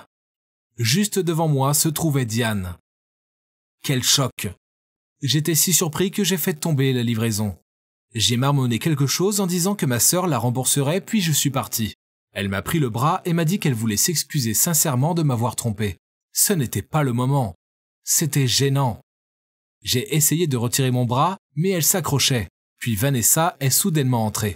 J'imagine qu'elle nous avait vus par la vitrine. Elle a crié « Diane, qu'est-ce que tu fais? Laisse-le! Arrête d'être si méchante! Je ne voulais pas croire que tu l'embêtais au collège, mais j'ai la preuve maintenant. » Diane paraissait perplexe en répondant « Qu'est-ce que tu fais là? Et comment ça l'embêter ?» Elle se criait dessus sans comprendre pendant un moment jusqu'à ce que Diane lâche. « C'est mon ex !» Et voilà que deux femmes en colère me regardaient en attendant une explication. Ce serait le moment idéal pour se faire enlever par un alien. Mais je n'ai pas eu cette chance. J'avais des choses à expliquer, alors on est allé dans le café d'à côté et j'ai avoué que Diane était bien mon ex. Mais je l'avais seulement su après être sorti avec Vanessa. Donc j'avais menti car je ne savais pas comment gérer cette situation gênante. Je les ai suppliés de me pardonner. J'avais si peur que je ne quittais pas les yeux de la table.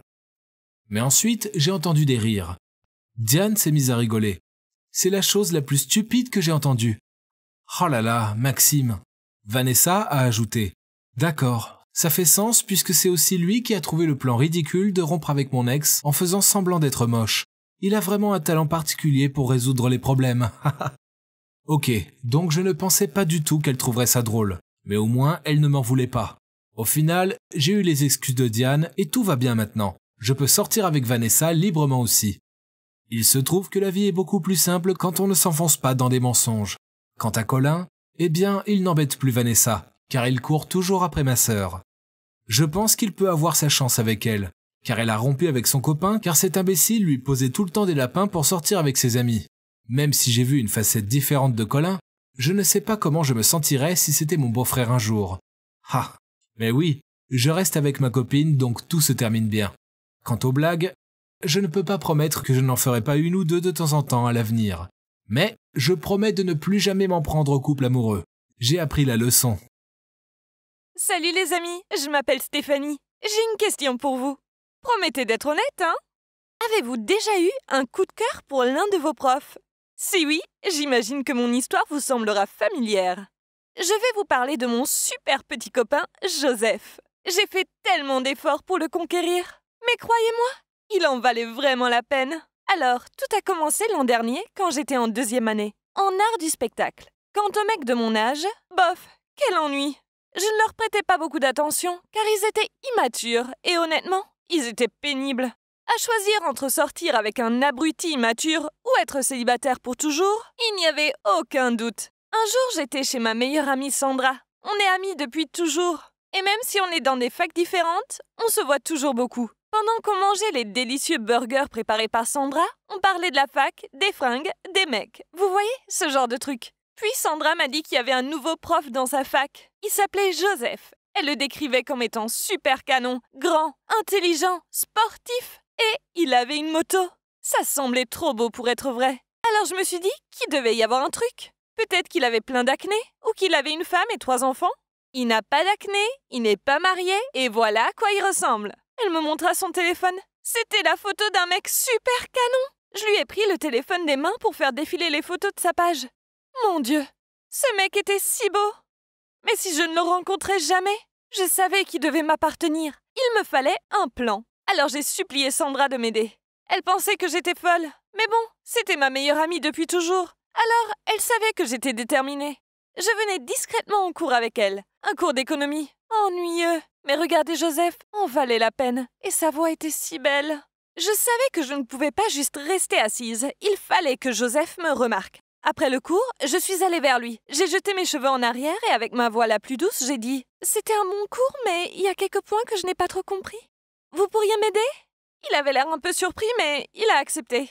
J'ai inventé quelques questions sur le cours et il a balancé des réponses que je n'ai pas comprises. Je savais que je devais faire mieux que ça pour attirer son attention.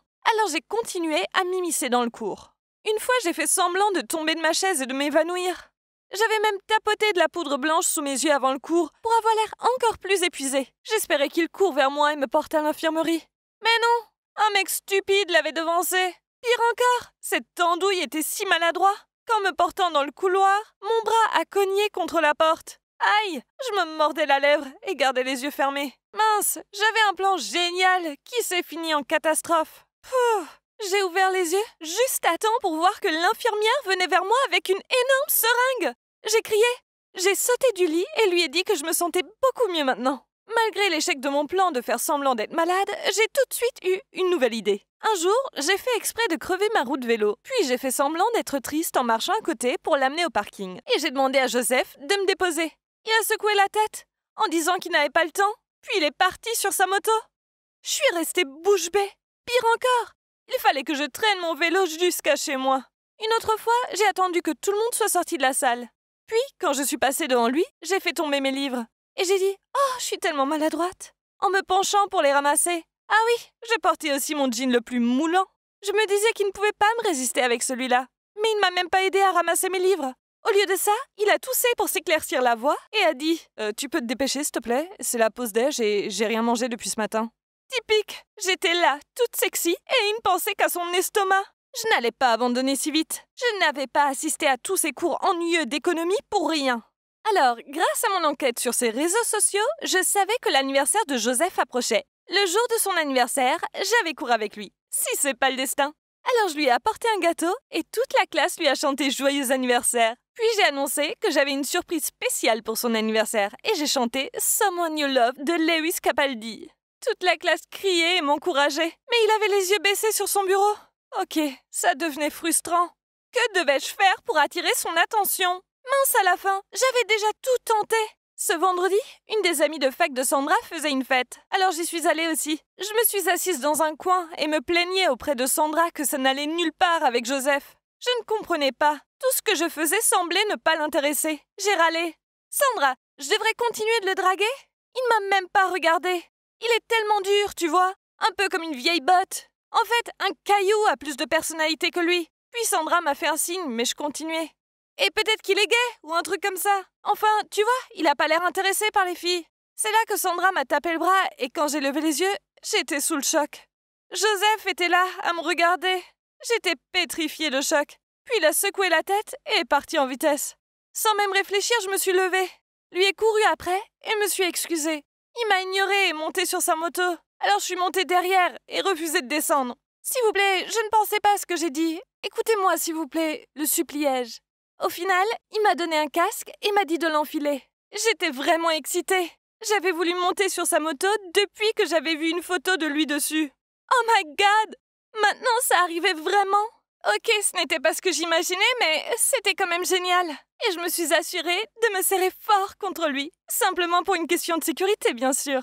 Après 10 minutes, il s'est arrêté dans une rue déserte. Je pensais qu'il allait me crier dessus, mais au lieu de ça, il s'est retourné et m'a souri. Waouh! Sans les sourcils froncés, il était encore plus canon. Alors tu disais quoi sur moi tout à l'heure? Demanda-t-il. Rien, c'est un malentendu. C'est marrant parce qu'on aurait dit que tu pensais que je n'avais pas de personnalité. Quoi d'autre? Ah oui, tu penses que je suis gay? Je suis désolée.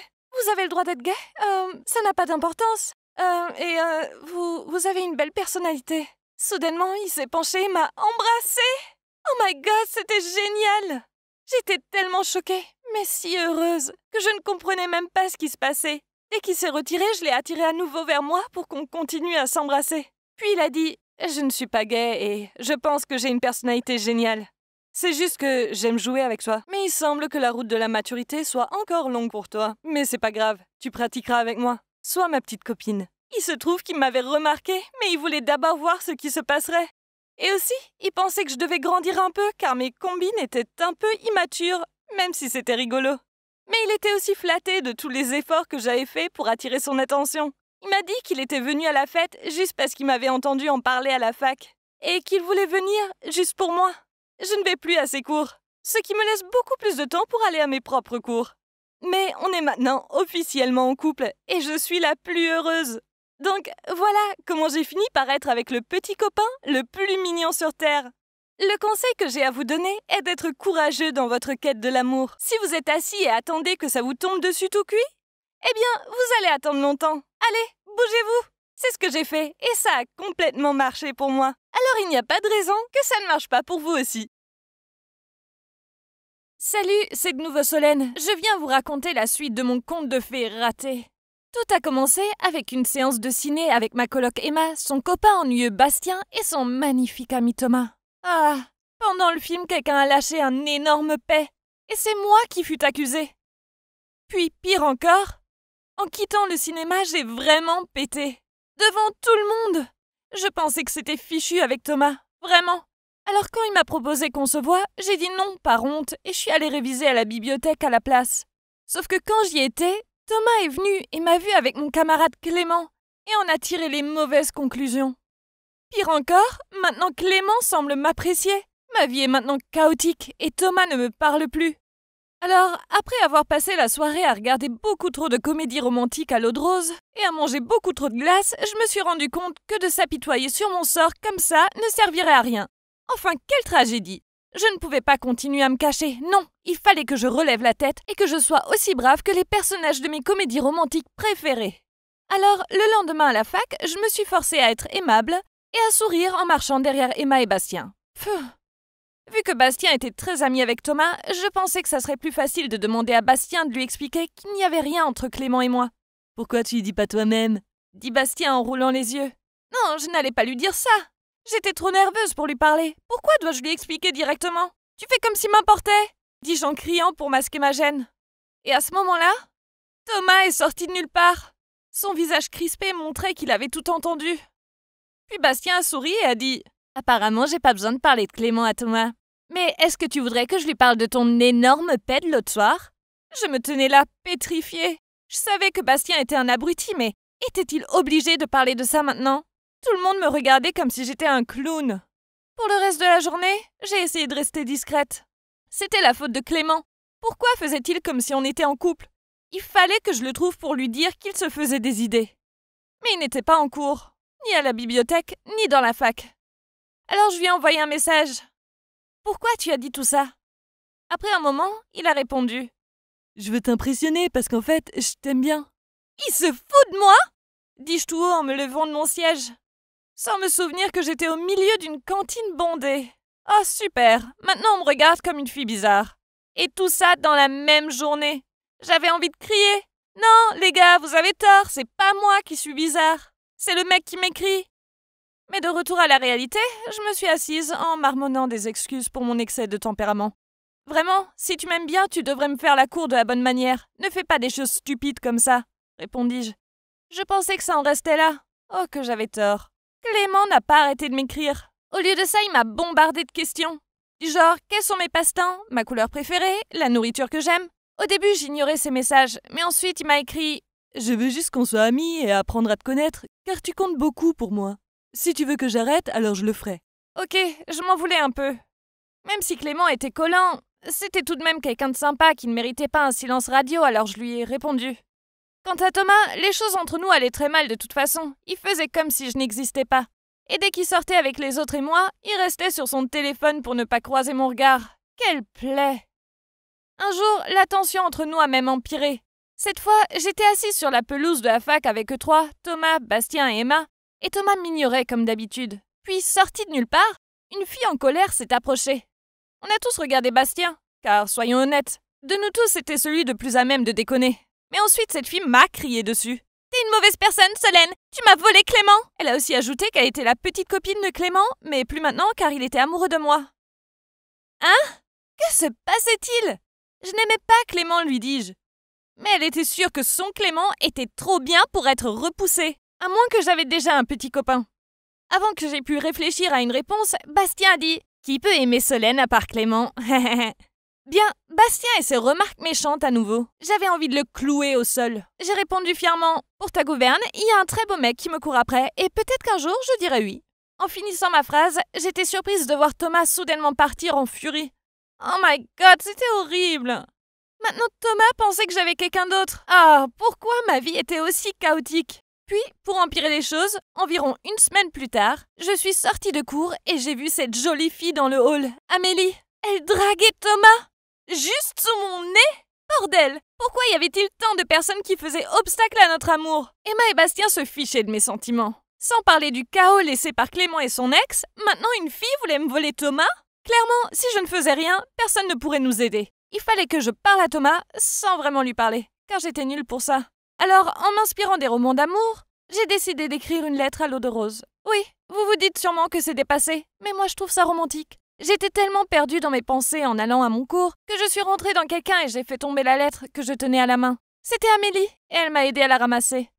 Elle a vu le nom de Thomas et un cœur à côté. Oups. Puis elle m'a regardé un instant avant de dire « Je suis désolée pour toi, mais il faut que je te dise que Thomas a une copine. » Quoi? Mon cœur était littéralement brisé. Amélie m'a dit qu'elle avait demandé à Thomas de sortir avec elle et qu'il avait refusé car il aimait quelqu'un d'autre. Je m'imaginais Thomas fou amoureux d'une autre et j'étais tellement jalouse. Évidemment, je n'avais pas le courage d'aller à mon cours, alors j'ai séché et je suis rentrée chez moi, avec la lettre d'amour que je devais lui donner au fond de mon sac. Plus tard ce soir-là, je suis allée faire une longue balade pour m'aérer l'esprit. C'est là que Clément m'a écrit. « Pourquoi tu m'as pas dit que t'avais quelqu'un? Pourquoi lui et pas moi ?» Clairement, l'ex-folle de Clément lui avait tout raconté. Je n'avais pas la tête à lire ça maintenant. Il m'avait causé assez d'ennuis. Alors, j'ai envoyé un message très clair sur mes sentiments. J'ai menti. Il n'y a personne d'autre. En fait, j'ai un amour non réciproque pour Thomas. Désolée. Clément ne m'a pas répondu après ça. Puis, Emma m'a appelé en insistant pour que je vienne à une fête. Bastien hurlait même au téléphone qu'il fallait que je vienne parce qu'ils étaient bourrés. Ce n'est pas comme si j'avais mieux à faire. Alors, j'ai cherché l'adresse qu'Emma m'avait indiquée. Dès que je suis arrivée devant la maison, j'étais perplexe. Car la maison semblait trop calme pour qu'il y ait une fête. Est-ce qu'Emma m'avait envoyé la mauvaise adresse? Enfin, elle avait l'air super bourrée. Puis la porte s'est ouverte. Oh my god! C'était Thomas! Il est sorti et m'a demandé de le suivre à l'intérieur. La lumière était tamisée et il n'y avait personne. Il m'a emmenée au milieu de la cuisine où il y avait une petite boule disco au plafond. Soudainement, il m'a pris la main, m'a regardé dans les yeux et a dit les mots que je ne pensais qu'il ne dirait jamais. « Je suis amoureux de toi. » Oh my god! Il m'aimait vraiment ou est-ce que c'était une blague? Ma main tremblait et mes pensées stupides m'ont fait regarder aux alentours pour voir si quelqu'un s'y cachait. Mais ensuite, il m'a souri. J'imagine que ça te surprend, mais prépare-toi à mon prochain aveu. Il m'a dit que Clément était son ami d'enfance. Clément taquinait Thomas à la bibliothèque car il savait que Thomas avait des sentiments pour moi, mais il ne pensait pas que ça se retournerait contre lui. Et pour s'excuser, Clément a proposé à Thomas de l'aider à me conquérir. Au début, Thomas envoyait des messages en se faisant passer pour Clément pour en savoir plus sur moi. Puis, pour accélérer les choses, Clément a demandé à une amie de se faire passer pour son ex, pour m'obliger à dévoiler mes sentiments. Thomas était tellement déçu de ma réponse qu'il a décidé de se faire passer pour Clément une dernière fois et m'a envoyé ce message où il a découvert que je l'aimais. Il a tout de suite demandé à Emma et à Bastien de l'aider. Waouh, son plan était tout sauf commun. Mais la manière dont il m'a tout avoué avec gêne a fait bondir mon cœur. J'acquiesçai en signe de pardon. « Merci », dit-il en souriant. Je voyais son visage s'approcher lentement du mien sous la lumière vacillante. Ça y est, ça allait être notre premier baiser. Mais ensuite, j'ai entendu un énorme paix. Quoi? Bastien, Emma et Clément sont apparus devant la porte d'entrée et rigolaient à gorge déployée. Et Bastien tenait une machine à paix et a dit « Eh bien, c'est pas trop tôt tous les deux. » Thomas leur a dit de partir, puis en souriant, il m'a dit « Essayons à nouveau, tu veux bien ?» J'ai acquiescé et on s'est embrassés, les papillons dans le ventre. Et voilà comment je me suis retrouvée avec le copain le plus mignon de la Terre. Oh, attendez un instant, mon histoire n'est pas terminée. Car ce soir-là, quand je suis rentrée chez moi, j'ai reçu un message de Thomas me disant que c'était lui qui avait fait le premier paix au cinéma l'autre fois. Il s'est excusé en disant qu'il était trop gêné pour me dire que c'était lui sur le coup. Vraiment? C'était une surprise, mais c'était drôle. Comme si notre histoire pouvait devenir compliquée à cause d'une futilité. En plus, si Thomas et moi avons tous les deux pété ce jour-là au cinéma, n'est-ce pas le destin? Bonjour, je m'appelle Mia et j'ai vécu les 14 premières années de ma vie piégée dans un mensonge. Je n'ai jamais quitté la maison. Et par là, je veux dire jamais. J'ai grandi en croyant que j'étais allergique au soleil et que si je restais trop longtemps dehors, je me transformerais en poussière. C'est stupide, je sais, mais je n'étais qu'une enfant et je n'avais aucune raison de ne pas croire ce que ma mère me disait. Les rares fois où je suis sortie dans le jardin, ma peau est devenue toute tachetée et gonflée. Avec le recul, il est clair que maman m'avait donné quelque chose pour que ma peau entre en éruption. Mais à l'époque, je croyais sincèrement que le soleil était là pour m'avoir. Je me souviens avoir regardé derrière le rideau et avoir vu les enfants jouer dans la rue. Ils avaient l'air de s'amuser. Et je me sentais si triste de ne pas pouvoir me joindre à eux. Maman est entrée dans ma chambre, a rapidement fermé le rideau, puis elle a attrapé mes épaules et m'a crié dessus. « Mia, ne fais plus jamais ça! Le soleil peut entrer à travers les rideaux et te rendre croustillante. C'est ce que tu veux? » Je me souviens avoir pleuré en secouant la tête. Je n'ai plus jamais regardé les autres enfants après ça. Je les entendais encore jouer. Alors je fermais les yeux et j'imaginais que j'étais là avec eux, en train de jouer à la poursuite et d'apprendre à faire du vélo. Je voulais tellement que ce soit ma réalité. Le problème était que je n'avais pas cette vie. Au lieu de ça, j'étais coincée à l'intérieur, sans amis. Je n'avais même jamais touché l'herbe avant. Maman m'a fait l'école à la maison. Elle a pris ça très au sérieux et s'énervait vraiment quand je ne comprenais pas quelque chose. Une fois, j'ai donné la mauvaise réponse à une équation mathématique. Alors elle m'a crié dessus. « Tu es vraiment une idiote! J'en ai assez de toi! » Puis elle m'a enfermée dans ma chambre sans dîner. C'est fou, hein? Mais à l'époque, j'avais tellement peur que je n'osais plus rien lui demander. Il n'y avait que maman et moi, et personne d'autre dans ma maison. Elle a dit que mon père était mort quand j'étais bébé. Encore une fois, je n'avais aucune raison de ne pas la croire. Je n'ai jamais eu de téléphone pour parler à quelqu'un. Et à qui devais-je parler? Pourtant, je me souviens avoir été fascinée par cet objet étrange qu'elle pressait souvent à l'oreille. Chaque fois qu'elle était au téléphone, je croyais qu'elle se parlait à elle-même. Maman m'enfermait dans la maison pendant qu'elle sortait. Puis à son retour, elle me lançait juste quelque chose à manger. Un sandwich, un paquet de chips. Et parfois, elle changeait le repas en pain. Elle n'a jamais vraiment cuisiné. Je ne suis même pas sûre qu'elle savait le faire. Ma maison était une vieille maison simple. Il n'y avait pas beaucoup de choses dedans. Pas de télé, pas de canapé, une cuisine de base. Je veux dire, ça ressemblait à une maison abandonnée. Mais je pensais que c'était normal, parce que je n'avais jamais vu d'autres maisons. Ma chambre était petite, froide et sombre. Je n'avais qu'un matelas dur et quelques vieux oreillers qui me démangeaient. Je n'avais même pas de couverture de lit. J'avais l'habitude de me bercer pour dormir chaque nuit, et je rêvais d'être dehors à jouer avec les autres enfants. Puis les choses ont empiré quand j'ai eu 10 ans. Maman est entrée dans ma chambre, m'a donné de la nourriture et une pile de livres, et m'a dit que je devais rester dans ma chambre à partir de maintenant, pour qu'elle sache que j'étais en sécurité. J'ai supporté ça pendant 4 ans. C'était horrible. Elle me jetait mes repas et me donnait de nouveaux livres une fois par semaine. J'avais tellement faim et je me sentais tout le temps seule. Puis un jour, le soir venu, elle ne m'avait toujours pas nourrie. Mes douleurs de faim ont pris le dessus. Alors j'ai essayé la porte et, à ma grande surprise, elle n'était pas fermée. Je me suis donc faufilée en bas. C'est alors que j'ai vu maman faire les 100 pas dans la pièce, son téléphone à la main. Elle a dit « Ouais, je sais ça, Tom. Elle a enfin l'âge. Alors, quand vas-tu venir la chercher ?» Puis elle a dit « Demain à 10h. Je vais compter l'argent. » Je ne savais pas ce qui se passait, mais je savais que quelque chose n'allait pas. Puis j'ai entendu maman dire « Bon, je suppose que je ferais mieux d'aller la nourrir alors. » J'ai vite fait de monter à l'étage et de m'allonger sur mon matelas. Maman est apparue et m'a passé un sandwich et de l'eau. Elle s'est assise à côté de moi, ce qui était étrange, car elle ne le faisait presque jamais. Et elle m'a souri en disant « Il faut que tu te nettoies. » Et je t'ai acheté une nouvelle robe à porter. « Pourquoi, maman ?» lui ai-je demandé. Son sourire s'est transformé en un air maussade, et elle a donné un coup de pied à mon matelas. « Pourquoi faut-il toujours que tu sois si insolente ?» Je ne voulais pas la contrarier davantage, alors je ne lui ai rien demandé d'autre. Le lendemain, maman m'a fait mettre la nouvelle robe, et m'a fait sortir de ma chambre. Puis on a frappé à la porte. Et maman a fait entrer cet homme étrange. Je n'avais jamais eu d'interaction avec quelqu'un d'autre que ma mère. Alors je suis restée assise là, effrayée. Il avait à peu près l'âge de ma mère, il était grand, très grand, et il avait des yeux méchants. Il a passé une enveloppe à ma mère, qu'il a ouverte et en a retiré beaucoup de morceaux de papier. Je sais maintenant que c'était de l'argent, mais à l'époque, Je ne comprenais pas vraiment ce que c'était. Ma mère l'a compté, puis lui a fait un signe de tête et lui a dit « Elle est tout à toi. » Bon, tu viens avec moi, ma chérie. Il s'est dirigé vers moi. Quoi? Je l'ai regardé bouche bée. « Mia, tu vas vivre avec cet homme maintenant. » a dit maman, comme si ce n'était pas grave. « C'est ce qui arrive quand tu as 14 ans. Tu dois partir. »« Mais maman, pourquoi? Je ne le connais pas.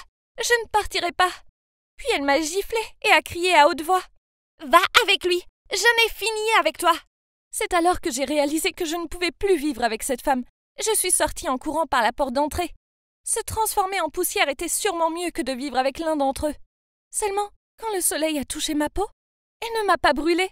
C'est alors que j'ai su que maman m'avait menti tout ce temps.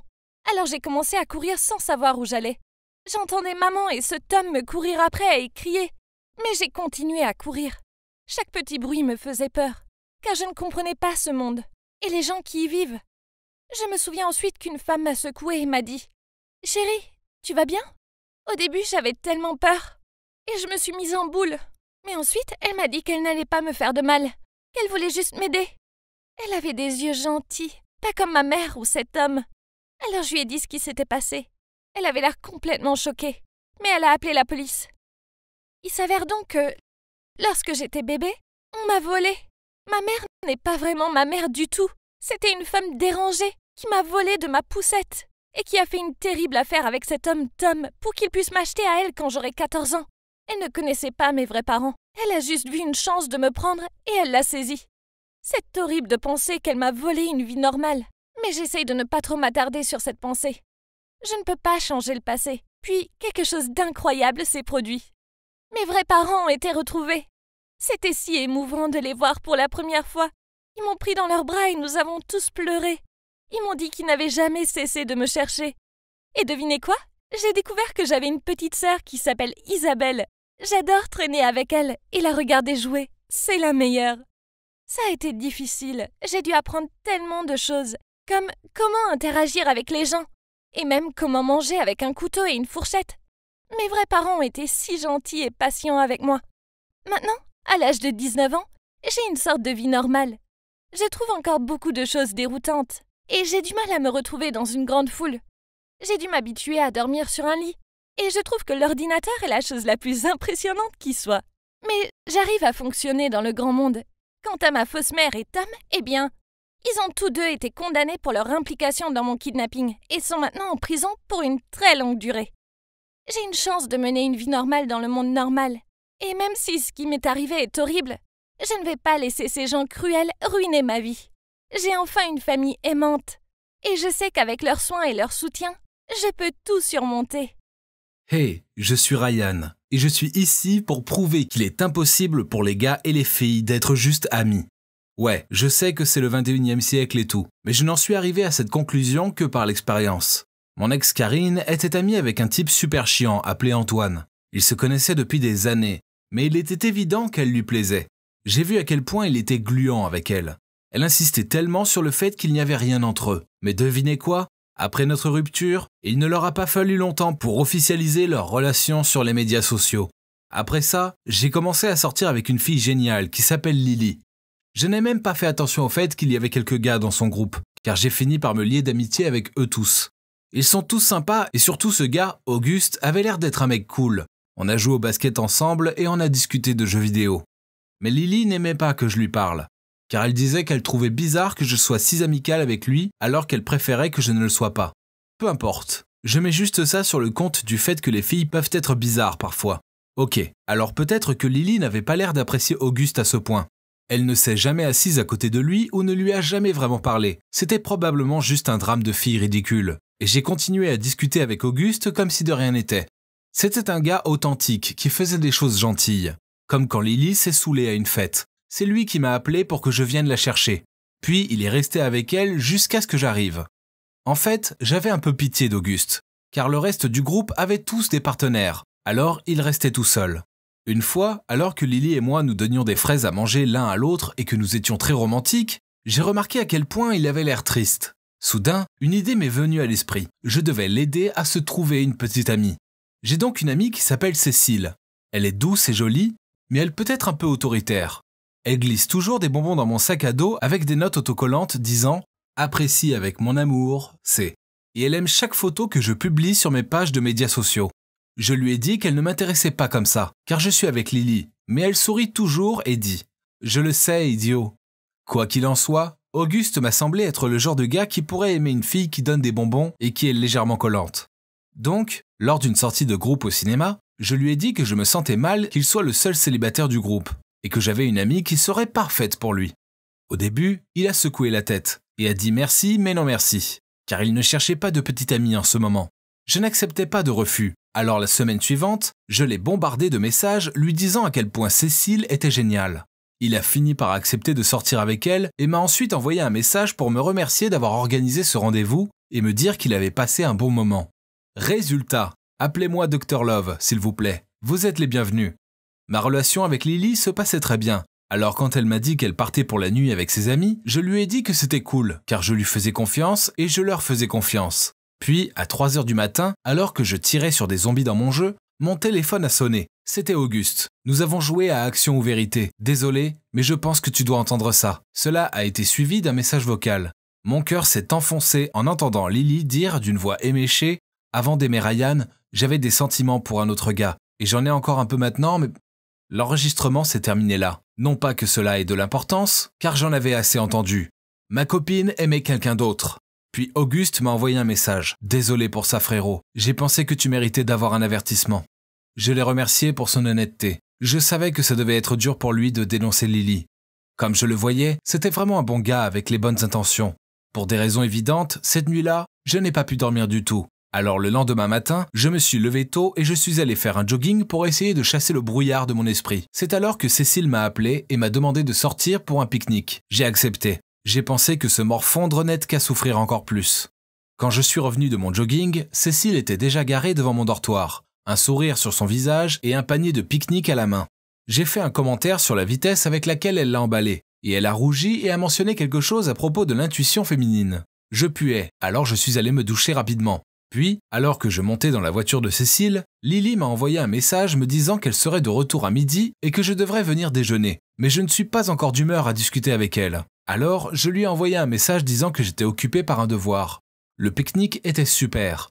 Il faisait si beau et Cécile avait rempli le panier avec toutes mes friandises préférées. Je suis revenu en me sentant positif. Et si Lily avait le béguin pour un autre gars, cela ne voulait pas dire qu'elle ne m'aimait pas, n'est-ce pas? Alors, je suis allé chez Lily, mais quand elle a ouvert la porte, elle m'a juste regardé de travers et m'a dit « Oh, c'est toi ?»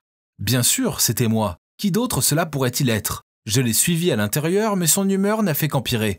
J'ai essayé de lui poser des questions sur son voyage, mais elle a répondu en haussant les épaules et en roulant les yeux. Ennuyée, je lui ai demandé quel était son problème.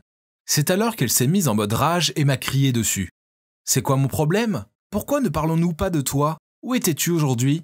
Ne crois pas que tu puisses me mentir. » Puis elle m'a montré son téléphone. Sur l'écran se trouvait l'un des posts de Cécile sur le fait qu'elle avait fait un beau pique-nique avec moi.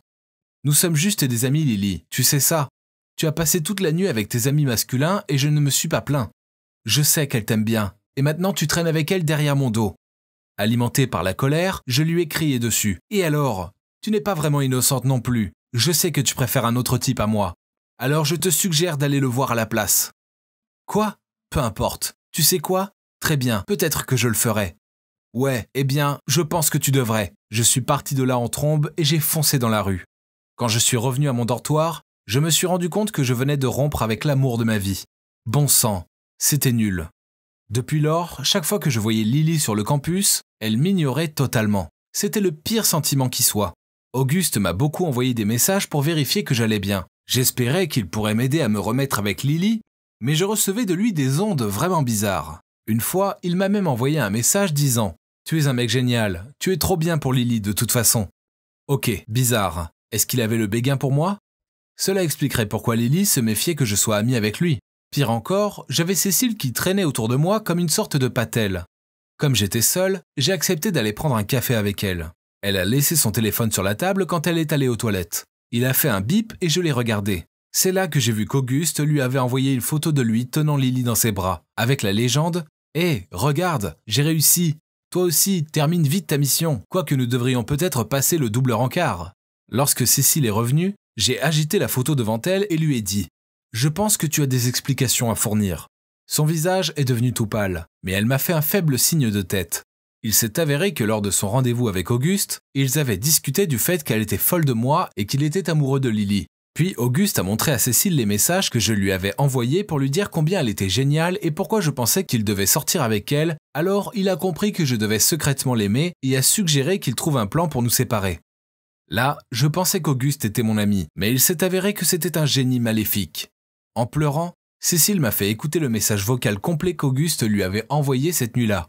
Avant d'aimer Ryan, j'avais des sentiments pour un autre gars, et j'en ai toujours un peu maintenant, mais ça n'a pas d'importance, car j'ai décidé que Ryan est le gars qu'il me faut. D'ailleurs, certains d'entre vous ont probablement remarqué que l'autre gars, eh bien, c'est Auguste. Nous sommes juste amis, alors laissons ça de côté.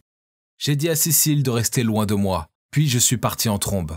Elle a crié après moi, mais je l'ai ignoré, et je l'ignore depuis. Alors voilà.